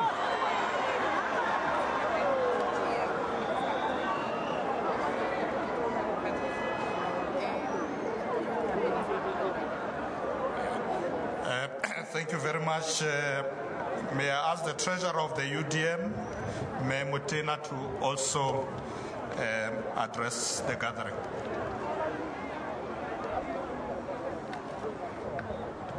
Program Director, Minister Mashatile, the Honorable President of the Republic of South Africa, the Premier of Gauteng, Mem Konyane, leaders of political parties, fellow South Africans, on behalf of United Democratic Movement, it is an honor and a privilege to be part of the commemoration of what we used to call Sharpeville Day back then. It is befitting for this day to be called Human Rights Day, as the rights of those who were marching on that day were violated by the police under the apartheid regime. Today, I want to discuss the issues that relate to the challenges we faced as a nation. These challenges form the basis of our common humanity. What happened on that day? More than 50 years ago, when the police in Sharpeville saw the masses marching towards them, they opened fire, killing approximately 69 individuals and injuring hundreds. The scars are deeply embedded. On a daily basis, we remember where we have been as a nation and where we want to be. We want to ensure that human dignity, equality, and freedom are always entrenched in the lives of our people. Presently, there are so many questions posed about police brutality in South Africa. Police management is a major problem. This includes poor training, disrespect for law, lack of accountability, criminals within police ranks, and so on. You will recall that the South African Human Rights Commission has also expressed its concerns about policing. UDM believes that Human Rights Day should be celebrated in the spirit of pride and joy for our human rights as described in our Constitution. The terrible irony is that there have been so many human rights abuses in the past few years, like your Andries Tatani killings, your Marikane massacre, Madiben killings, Bekestan. The list is endless. This is even more disturbing when one considers that the government, which should be the custodian of this beautiful piece of legislation, has become a culprit in the abuse of human rights as evidenced by the police's shoot first, ask later doctrine. Government has an undisputable responsibility to take action to end violence and not perpetrate it. Respect of human dignity is a value which should be cherished. People cannot be tortured or be treated in a cruel, inhumane, and degrading way. As leaders, let us send a positive message to South Africans at large. Let us remind them about their human rights, but emphasize the fact that with rights comes responsibility.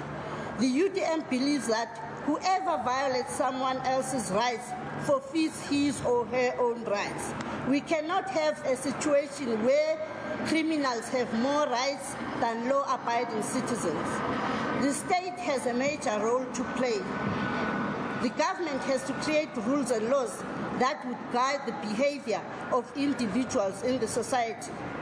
Institutions such as Human Rights Commission must play an active role in promoting and protection of human rights. We also need a strong national program on human rights education. When people look at their past, they have to see the difference in their future. We need to be the authors of a new book where we can tell a new story. A story of a perfect nation that respects the rights of every South African. I thank you.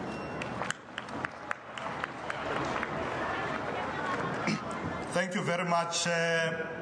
We are going to call the last speaker for messages so that we are able to give the President an opportunity to address you. The last speaker will be from the ANC, Ms. Nomalungelo Gina, Member of Parliament. Please come and address this gathering also for 2 minutes.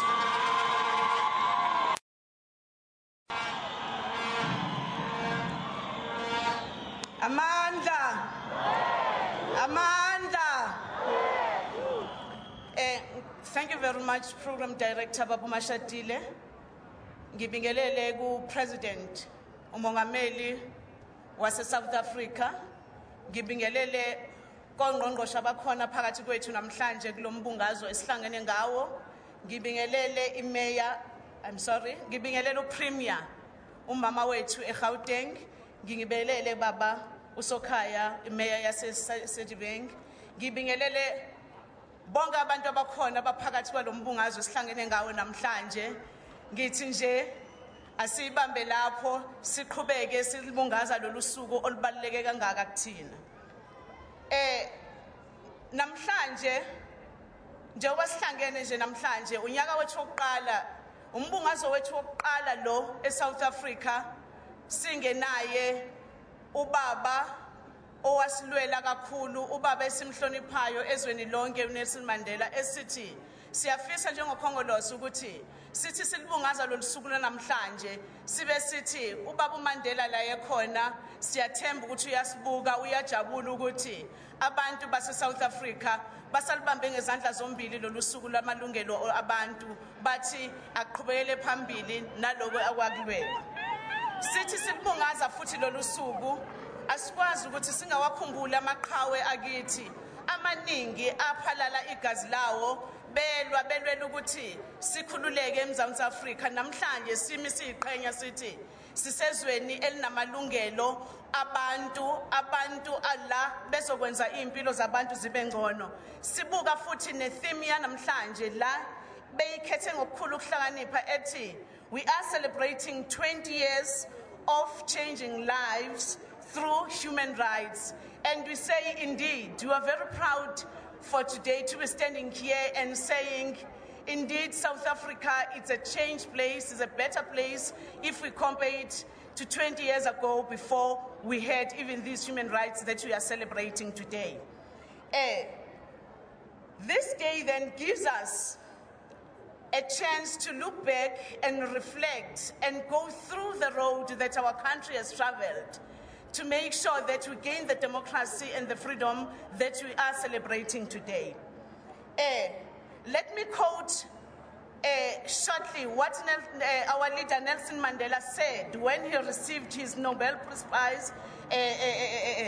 He said, we must promote democracy at every level of society. The best and most effective means of ensuring human rights and to promote and eradicate racism, sexism, and enable the full unqualified participation of all races, sexes, and classes in all aspects of our society. He further said, democracy and human rights are inseparable. We cannot have one without the other, I close quotes. And we are all clear of what those rights are that he was talking about on that day. We're talking of basic human rights, and which those rights guarantee everyone that they will be equal before the law. They all have the right to freedom of expression, religion, association, basic education, inadequate housing, food, water. There are so many rights that we are celebrating as we are standing today. So today, after 20 years of our liberation, then we need to take stock of all our victories that we have undergone. What is it that we have achieved?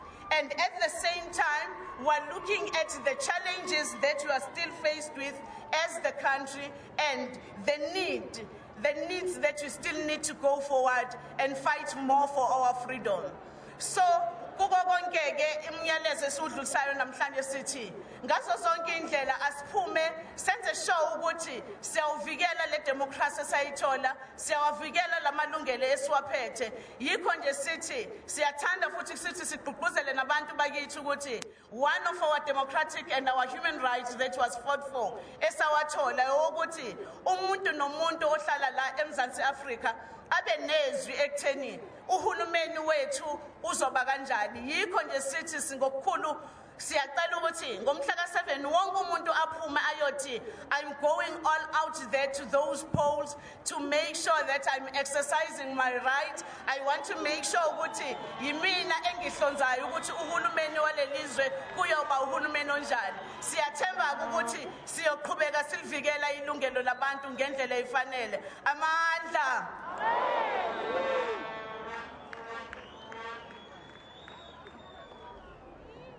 High moral, high discipline. Sharpeville, are you still there? Baim Fuleni Bati. Sidibeng, you are here? Thank you very much. Let me tell you what we're going to do now. I know you have been standing there in the sun. Ntatem Caesar, if you are here, go to the mic. We want you to do one poem. I will then, once you are done, Minister of Justice, Tate Jeff Radebe will come, make a few remarks, and indicate what's going to happen and invite the President to address the nation. Before the President does that, we will also give our friends from the bikers, they want to greet you. But once the President is done, that will be the end of the program. We don't want to drag the program after that, but there are performances afterwards. Solimuholo, Blondie, Mwa, Chomi, Uhuru, and so on, they will perform. Because we know you want to celebrate Agere. Yeah, but for now, remain as disciplined as you are until the President finishes speaking. Ntatem Caesar, please, your poem.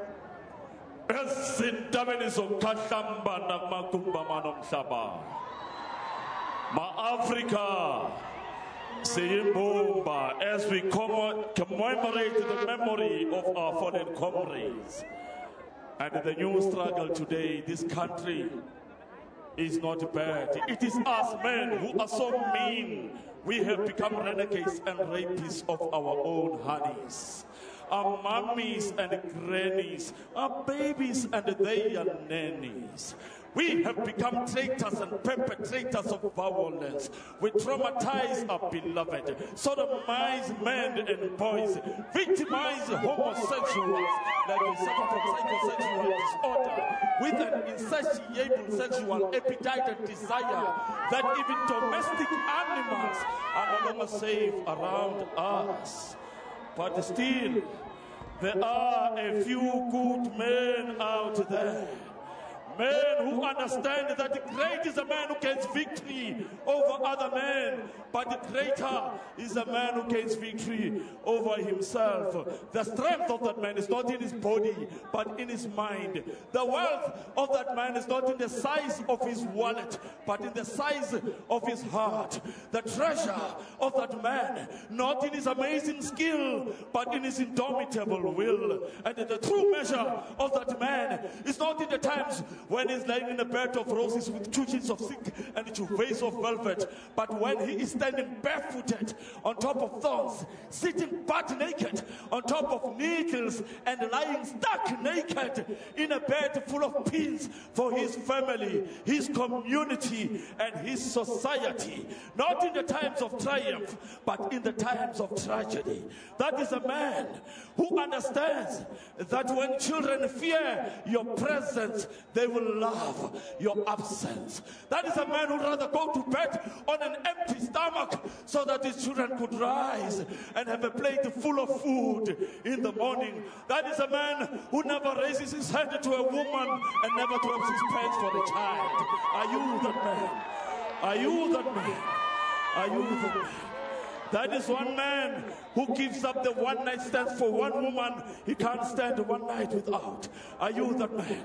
Well, I am that man, and I'd rather live my life as a monk than to donate in the sperm bank that produces mushrooming orphans that overpopulate our street corners as beggars who live their lives as misers and die as paupers, while we, the real paupers, are alive in the pubs, drinking like fish in a pond, and later go scat chasing after women we do not intend to marry, just like dogs and puppies chase after cars they do not intend to drive.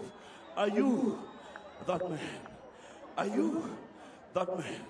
Ngiphakamisa amehlo ami, ngibona imisebe yelanga, ngelula izindlebe, ngizwa kuyatshilozwa, usekhona umongameli othe igedla behlekisa, ethe ihlekisa begedla.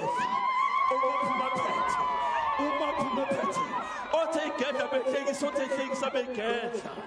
Inhlothe ehlala ihlomile, imamba, ngiyakutshela wena, ongahlehlele emuva, inqanqa izivele inqaba ngatshela ungqongqoshe iqhawe leqobo, iqhawe leqiniso, iqhawe leqophelo, iqhawe eqinisiweyo, iqhawe eqeqeshiweyo, ingqondo gqugquzela inqubekela phambili, umqondo ngeshula umqondo. Eshe asiqedwa.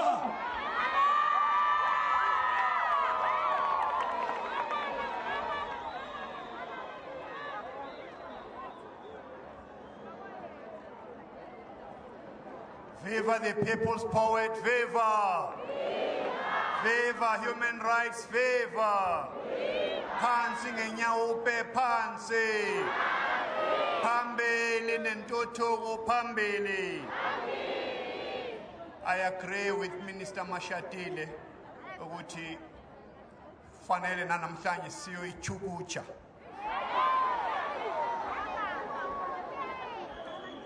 The President of the Republic, His Excellency President Jacob Zuma, the Minister of Arts and Culture, Minister Mashatile, and other cabinet colleagues present here, the Premier of the Gauteng Province, Ms. Nomvula Mokonyane, representatives of political parties who are present here in this auspicious occasion, members of the Diplomatic Corps, distinguished guests, ladies and gentlemen, people of South Africa.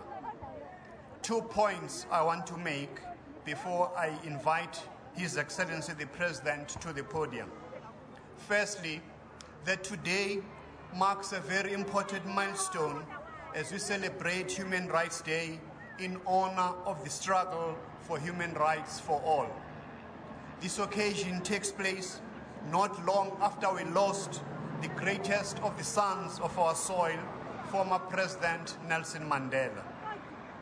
And just this week, we've also buried another icon, Mrs. Martha Mahlangu, the mother of one of our distinguished and bravest freedom fighters, Solomon Kalushi Mahlangu. Let us make a pledge today that in their memory, we shall continue pushing back further the frontiers of poverty, the frontiers of inequality, the frontiers of unemployment. Human rights has always been at the center of our struggle for political freedom. And today, it remains the basic reason for our fight for the socio-economic freedom for all the people of this great nation from poverty and marginalization. Secondly, ladies and gentlemen, as we know that we commemorate the death of more than 69 people on this day 54 years ago, who were fighting that you and I must be free, but also particularly who were rejecting the system of past laws in South Africa, the notorious Dom Pass. So today, the Minister of Home Affairs is here and the President to give not a Dom Pass, but a smart ID to 12 survivors of the massacre of Sharpeville in 1960.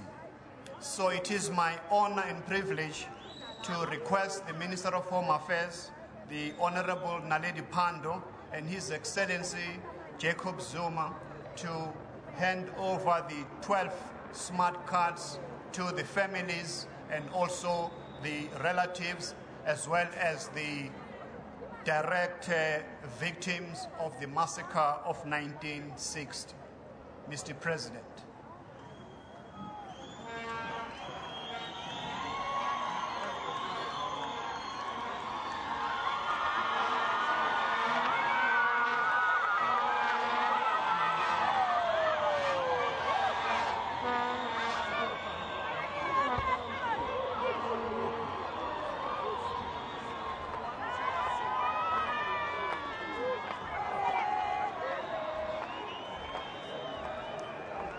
The following members: Sakwane Mujane Daniel,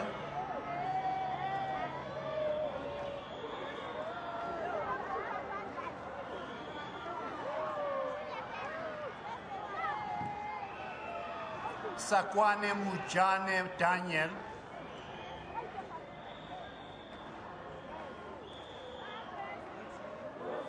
to be followed by Matsunyana Maina Elizabeth,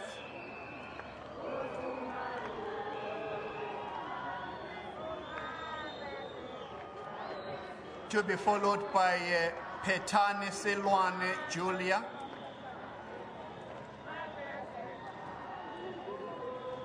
to be followed by Mufokeng Sekolotsa Abram, and followed by Mngoni Pocho Selina, followed by Mancho Malefu Mary,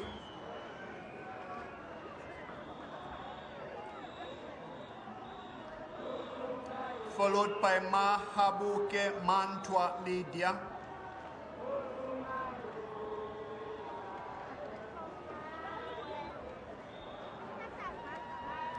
and Marcelo Pakanung Elena.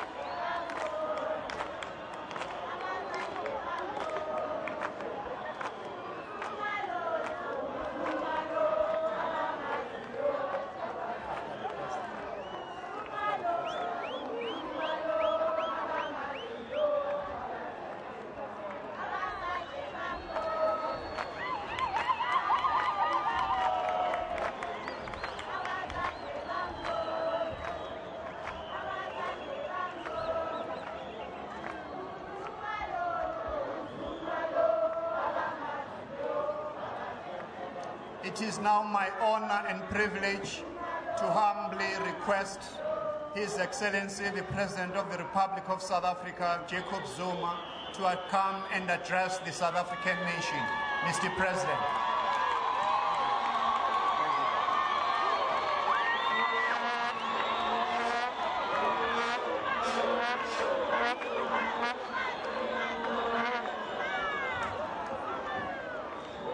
Thank you.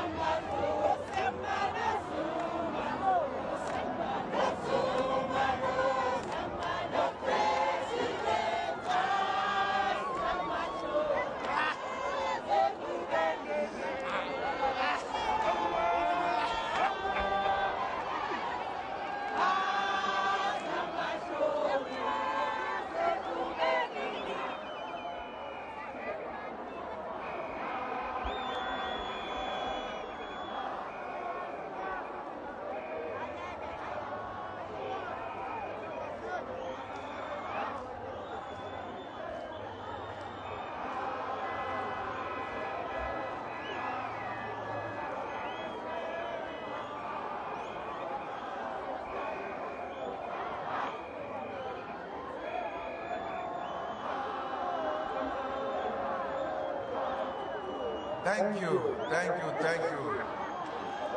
you very much. Thank you very much indeed. The director of the program, Minister of Arts and Culture, Mr. Paul Mashatile,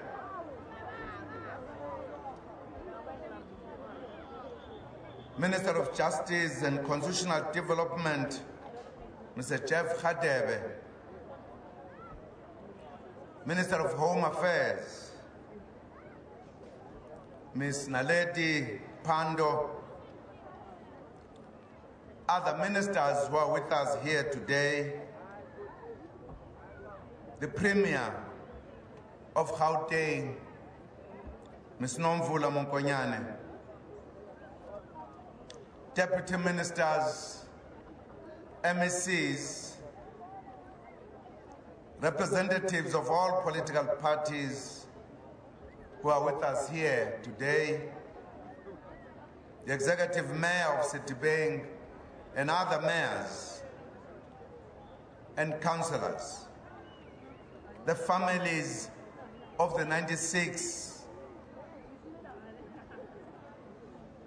those who laid their lives here on this day, and the 180 others who were wounded on that day. Mphakathi wase Sharpeville, sanibonani nonke, dumelang.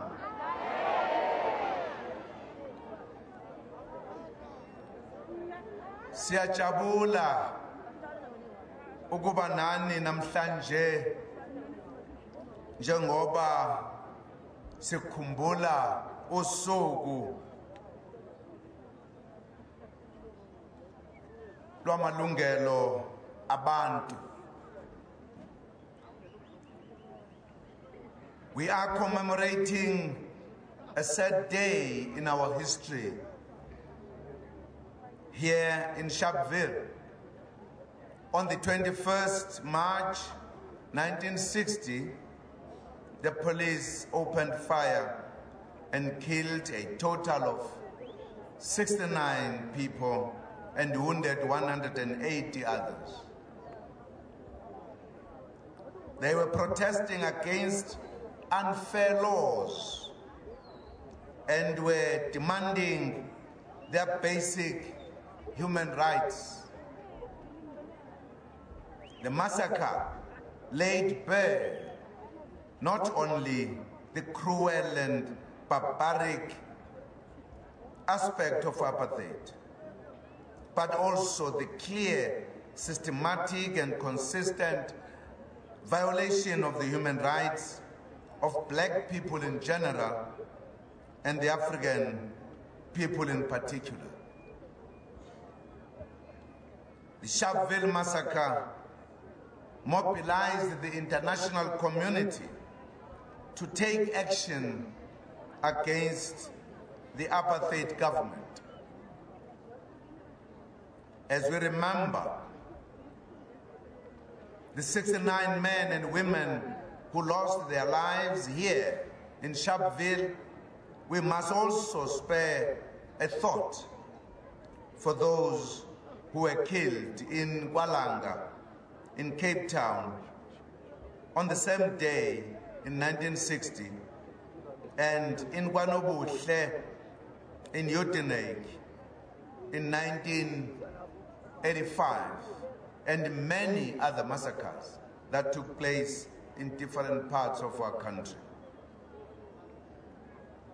We also recall thousands others who died in many other massacres and assassinations engineered by the apartheid regime during periods of apartheid colonialism.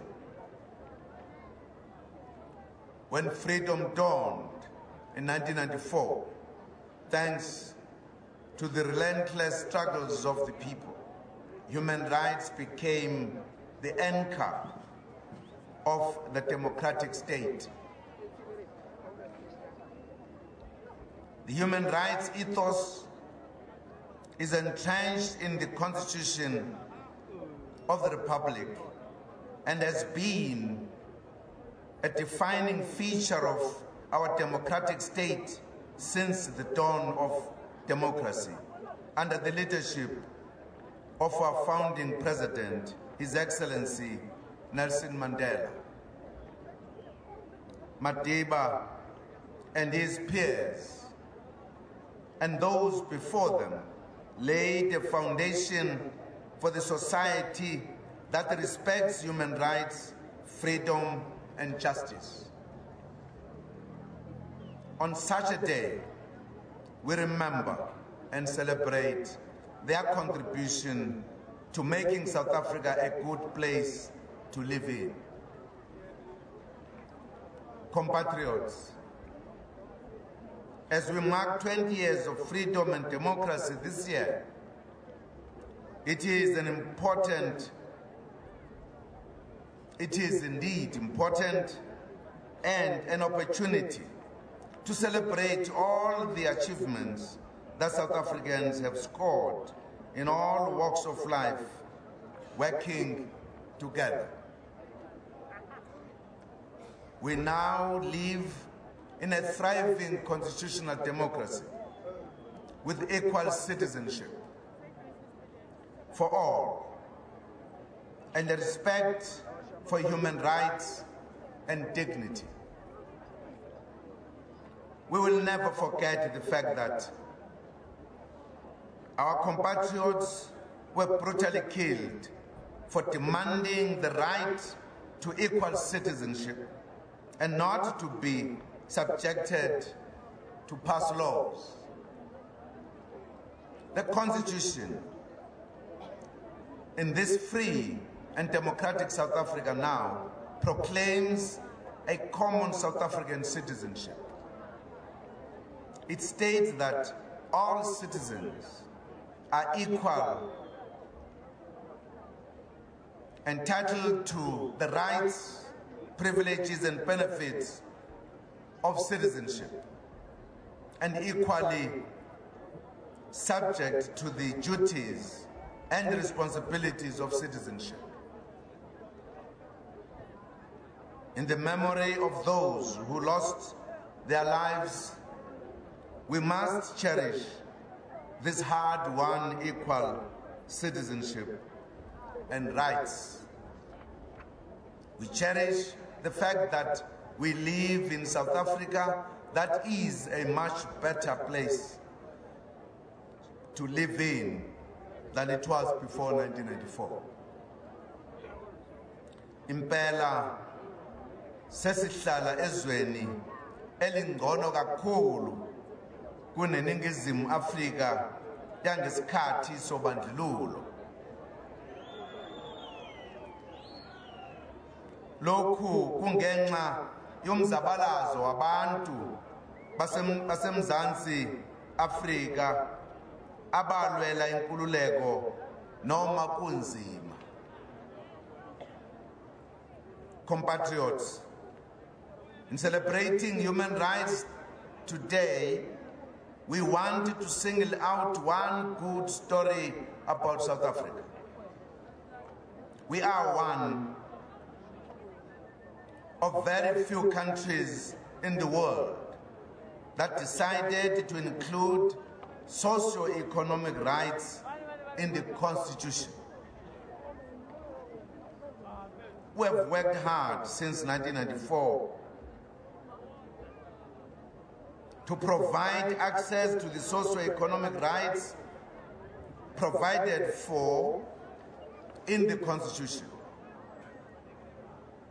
It has not been easy because the legacy of apartheid is huge and the backlogs are massive.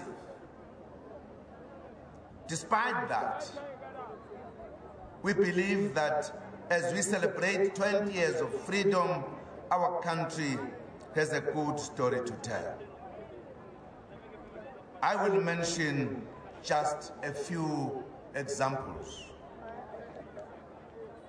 The Constitution states that everyone has a right to a basic education, including adult basic education, and to further education, which the state, through reasonable measures, must make progressively available and accessible.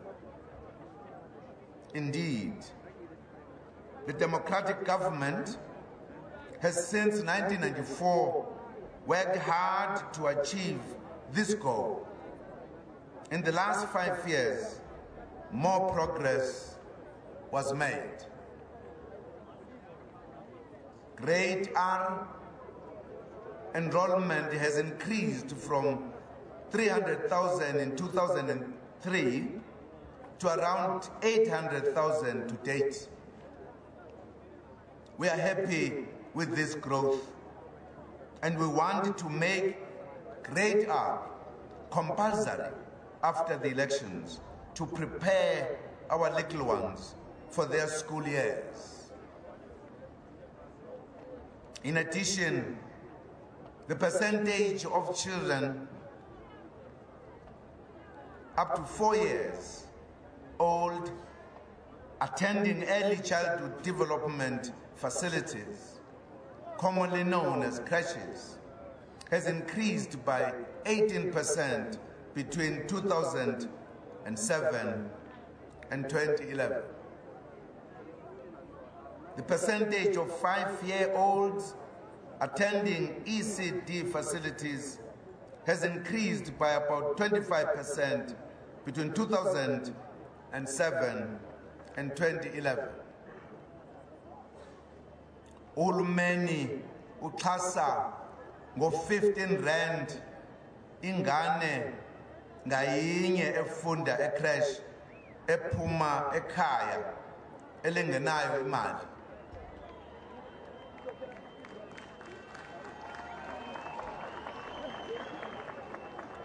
Government also subsidizes registered early childhood centers. Ezikoleni izingane ezingu-9 million zinikwa ukudla mahala uhulumeni.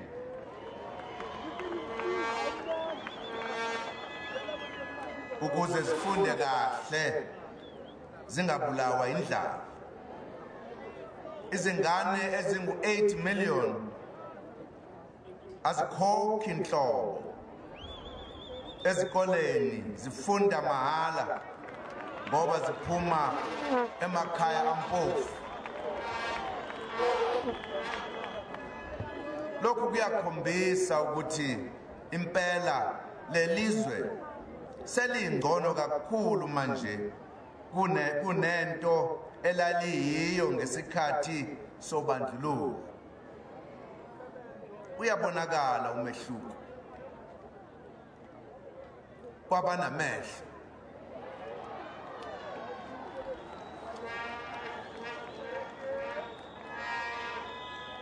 The number of new teachers or teacher graduates doubled from 6,000 in 2009 to 13,000 in 2012 in our move to invest in better delivery of education. The adult literacy rate has also been increasing steadily over the past 10 years. Illiteracy has decreased from 30% in 1995 to 19% in 2011. We have also improved access to higher education and training. We want to prepare the youth with skills that will enable them to manage, control, and run the country's modern economy. Enrollment at further education and training colleges has grown by 90%. Each year, government increases bursaries for youth attending FET colleges and funding support to those in universities.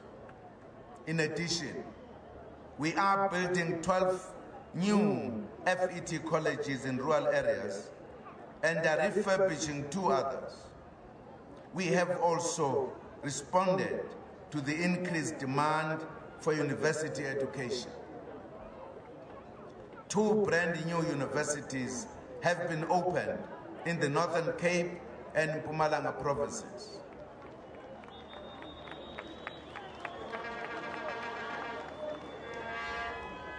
These are just a few of the measures we have put in place to ensure that more young people obtain higher education, especially the children of the poor and the working class.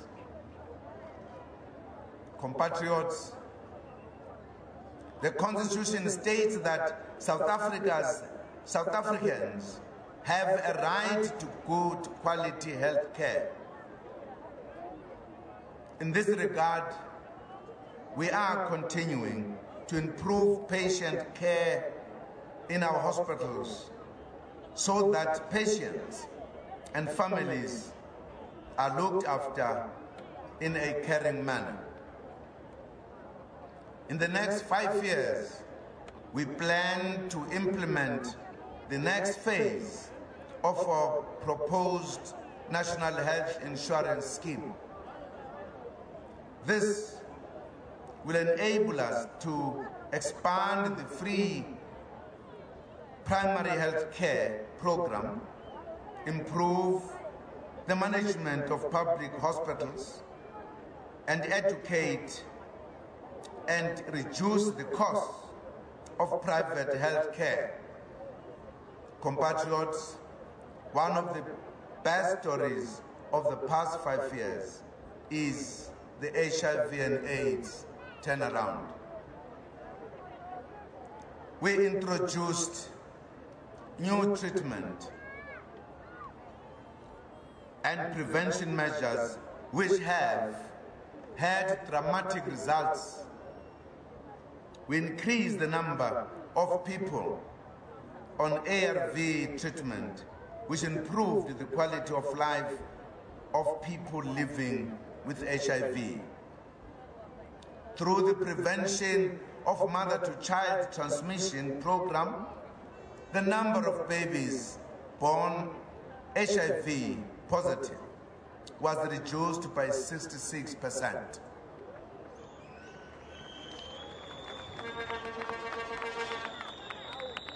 More than 20 million people have taken the HIV test, which improves the health status of those testing positive, as they now have access to treatment.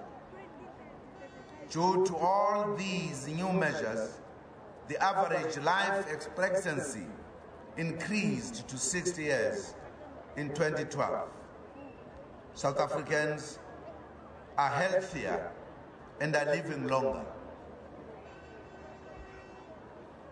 Siyajabula kakhulu ukuthi isifiso isifo sengculazi esisabaqedile abantu, asisabaqedi manje abantu njengakuqala. Selokhu uhulumeni aletha indlela entsha yokubhekana nalesi sifo ngqo. Ngo-2009, imithi isitholakala kalula, kanti abesimame abakhulelwe banikwa imishanguzo ukuze zisinde lezo zingane abazithweleyo. Impilo isingcono kakhulu kwabaphila negciwane ngenxa yemizamo yalo hulumeni kaKhongolose.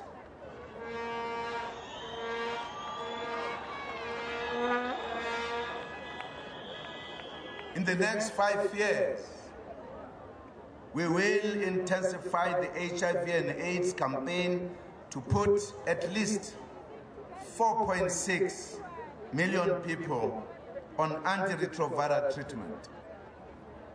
We will also expand male circumcision and HIV counseling and testing programs. Compatriots, the Constitution of our country states that everyone has the right to adequate housing. Over 3 million free houses have been built, benefiting more than 16 million people. To further improve the quality of life, about 12 million households have access to electricity, even 7 million more than in 1994. Nearly 500 informal settlements have been replaced with quality housing and basic services.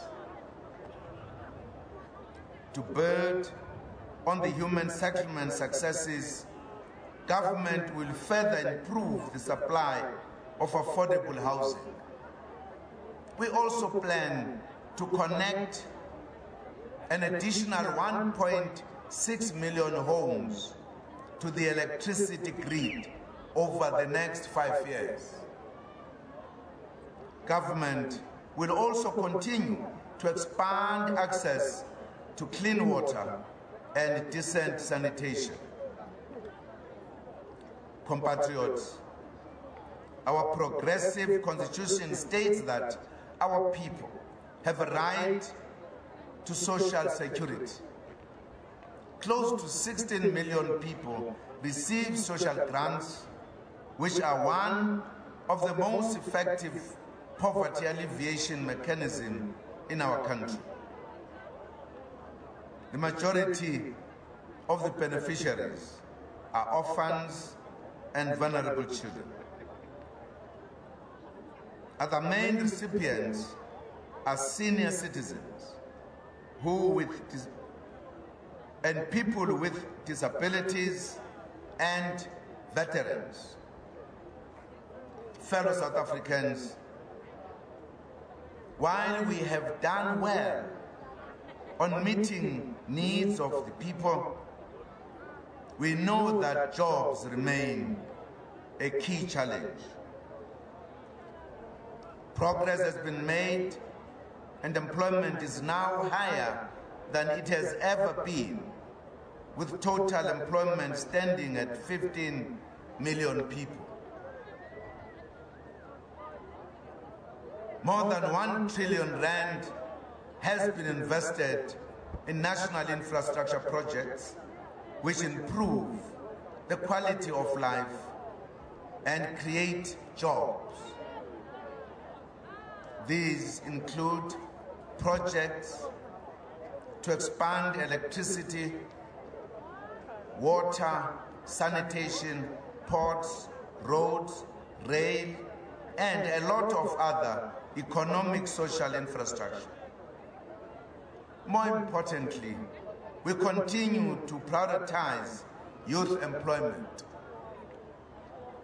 In the 9 months since the adoption of the Youth Empowerment Accord, which was signed in Soweto last year, youth employment grew strongly. In fact, 420,000 new jobs have been created, mainly in construction linked to our national infrastructure plan, in the trade sector, government programs, business services, transport, and communication sector. Our host province, Gauteng, accounted for about half of the new youth jobs, with 210,000 new jobs registered in our host province. Gauteng has also spent about 120 million rand in youth enterprises. We congratulate Gauteng in investing in our youth in this progressive manner.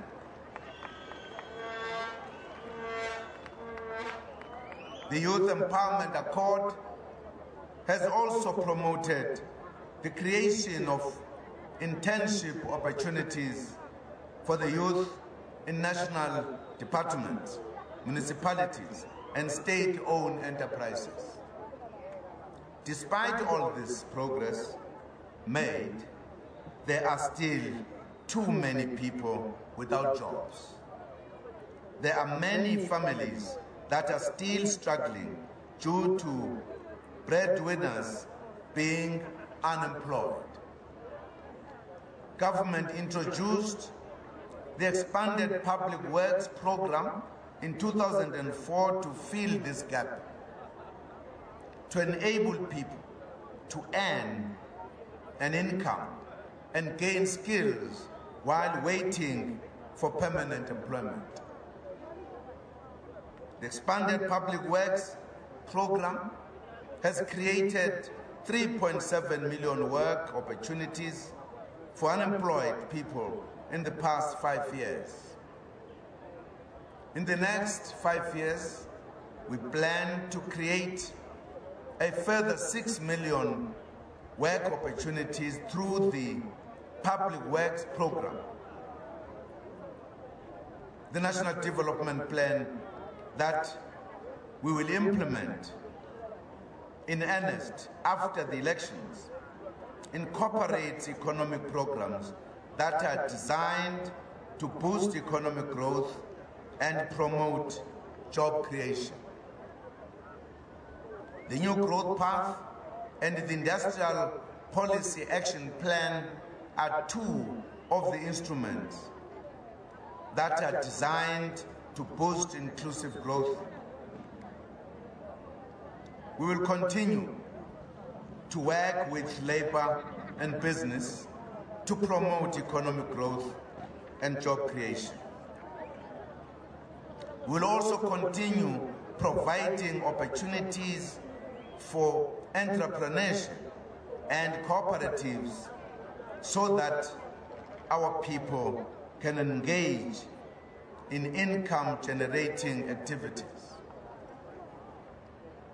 Compatriots, the country's constitution states that a person or community dispossessed of property after 19 June 1913 as a result of past racially discriminatory laws or practices is entitled either to restitution of that property or to equitable redress. Some progress has been made in the past 20 years. Nearly 5,000 farms comprising 4.2 million hectares have been transferred to black people, benefiting over 200,000 families in the past 20 years.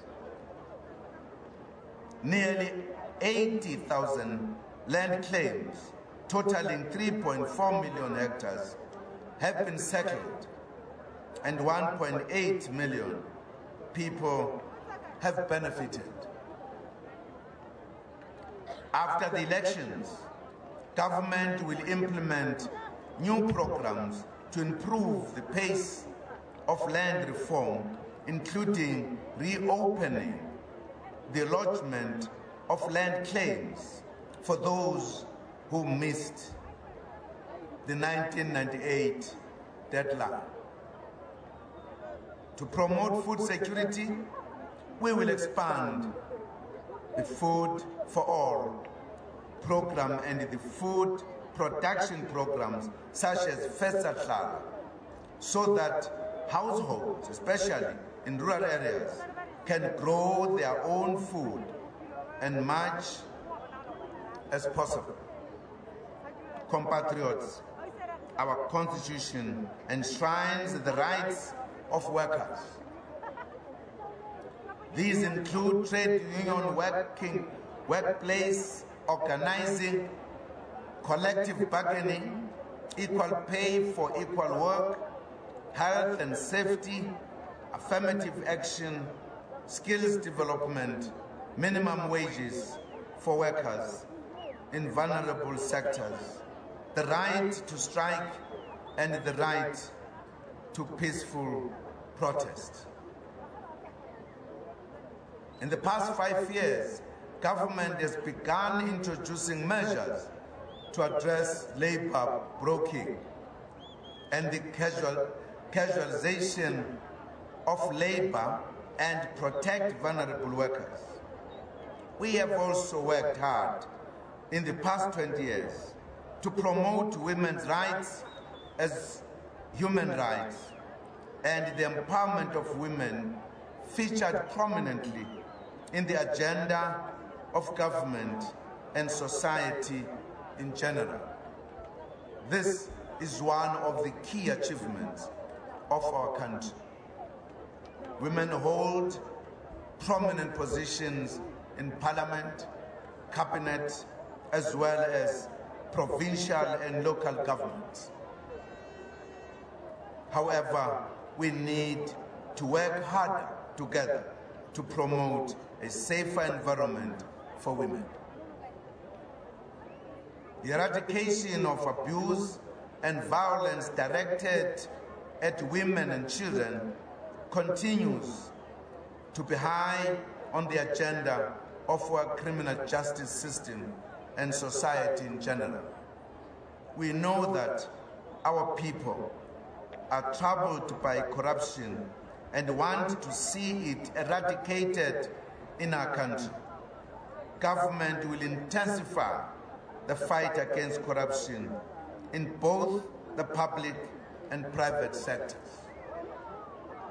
One of the interventions we are to introduce is to restrict public servants from doing business with government and to hold them accountable for losses arising from corrupt actions and maladministration. We will also pursue action against private companies involved in bid rigging, price fixing, and corruption in past and current infrastructure build programs.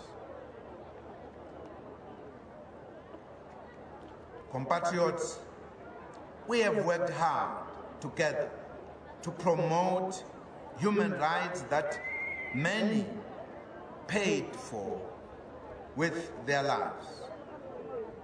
We have done even better with regards to promoting socio-economic rights, but while we have a good story to tell, there is still a lot to be done to improve the quality of life of our people. We released a 20-year review document this month detailing the progress made and also the challenges that remain. In the next 5 years, we intend to work even harder to further improve the quality of life.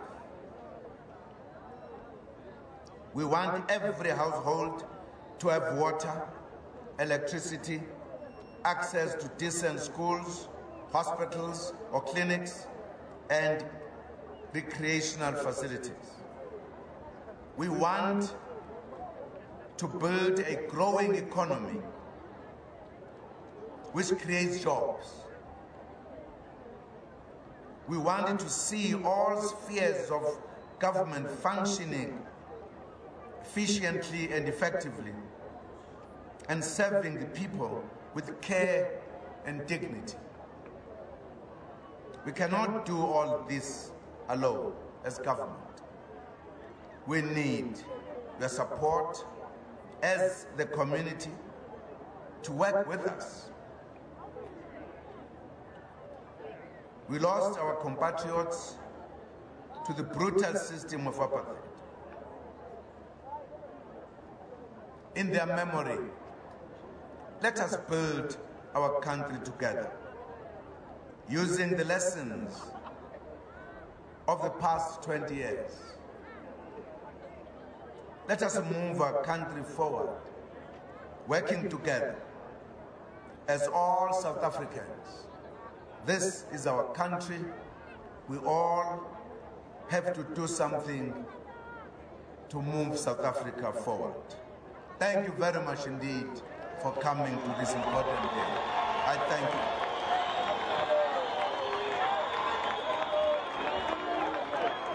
Thank you very much to the President, President.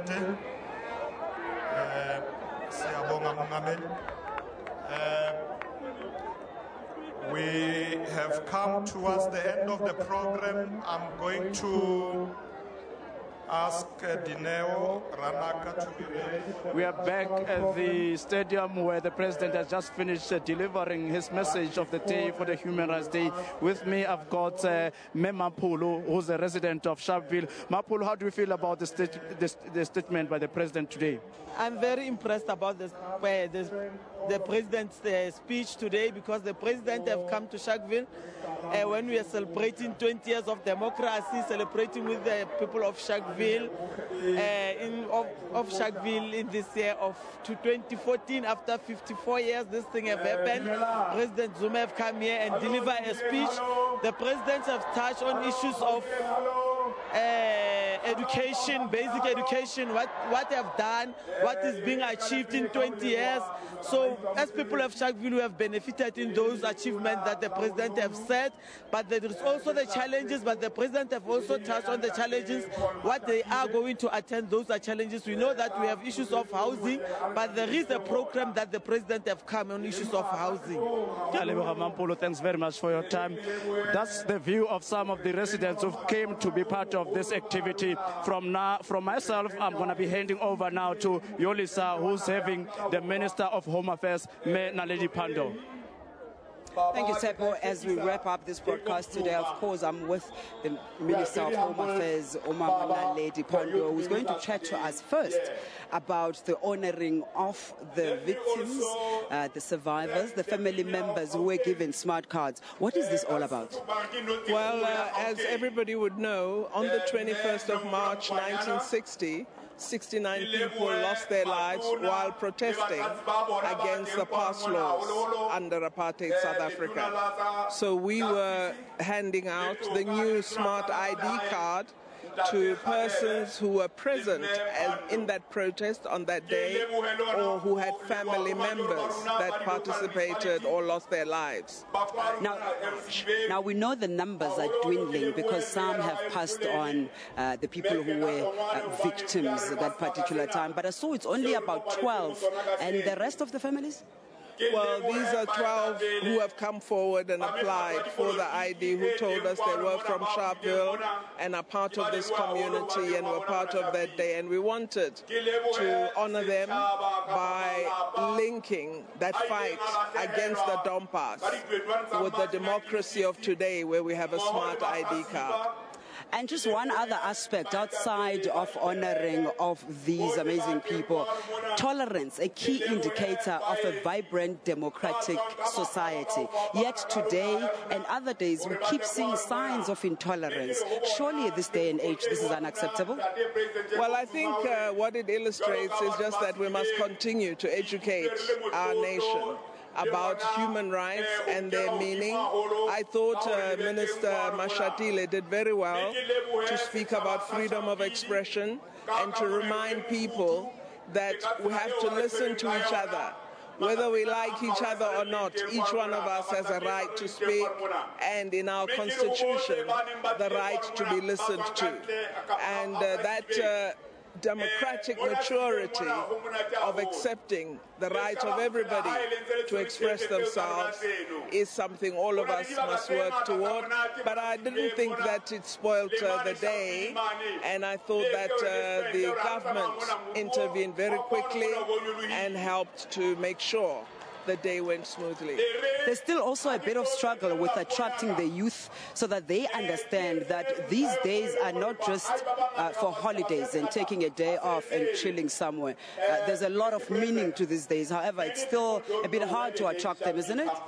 Well, we went to the Memorial Center today, which commemorates Human Rights Day and the Sharpeville March and Massacre. And I think it's a place that will be open to the public. Young people should be able to go there, learn our history, and understand where we come from. All the libraries, which fall under the Departments of Arts and Culture, are having illustrations of what this day means, so that any person who wants to know where we come from is able to go to a public institution and actually get that knowledge. But we as parents, it's important that we talk to our children, we educate our community, because rights are not embedded in a society automatically. We have to work at entrenching these rights, at ensuring they are understood, observed and respected by all of us. Menaledi Pando, thank you so much for joining us. Always a pleasure. The Minister of Home Affairs joining us there. As we wrap up from George Tabe Stadium in Sharpeville, we're taking it back to you in the studio. Thanks very much, Yolisa and Jamela, as well as Tsepo Ikaneng, our political correspondents, who were taking us through what was happening there. Well, the Minister of Home Affairs having given those ID cards to members or members of the families of people who died in Sharpeville back then. Well, of course, before then, President Jacob Zuma's speech. He was taking stock of progress made in advancing human rights over the past 20 years that we've been a democracy, and ending with the words, while we have a good story to tell, there's still a lot to be done to improve the quality of lives of our people, and committing his government to doing exactly that. Well, Mohammed Dessar has been with me since the beginning of this broadcast. I'm going to ask him for your take overall. Sure. I think that one of the things that the President touched on was the value of socio-economic rights, or the great amount of value that South Africa places on socio-economic rights. And I think that we as South Africans should be very proud that whilst our Constitution protects our personal rights, it's also about education, it's also about somehow manages to strike the balance. Yes, it's about striking the balance, and the President's speech, in fact, focused a lot on the socio-economic rights and the providing of these rights. It's not just about personal rights. And so I think that this is something that we should be proud of. Another thing that the President started off his speech by talking about how the Sharpeville massacre really ignited an international solidarity movement in support of the South African people. And I think that today we should, as South Africans, take out a moment to remember the millions of people that stood in solidarity with us South Africans, those millions of people around the world that took to the streets of London, Toronto,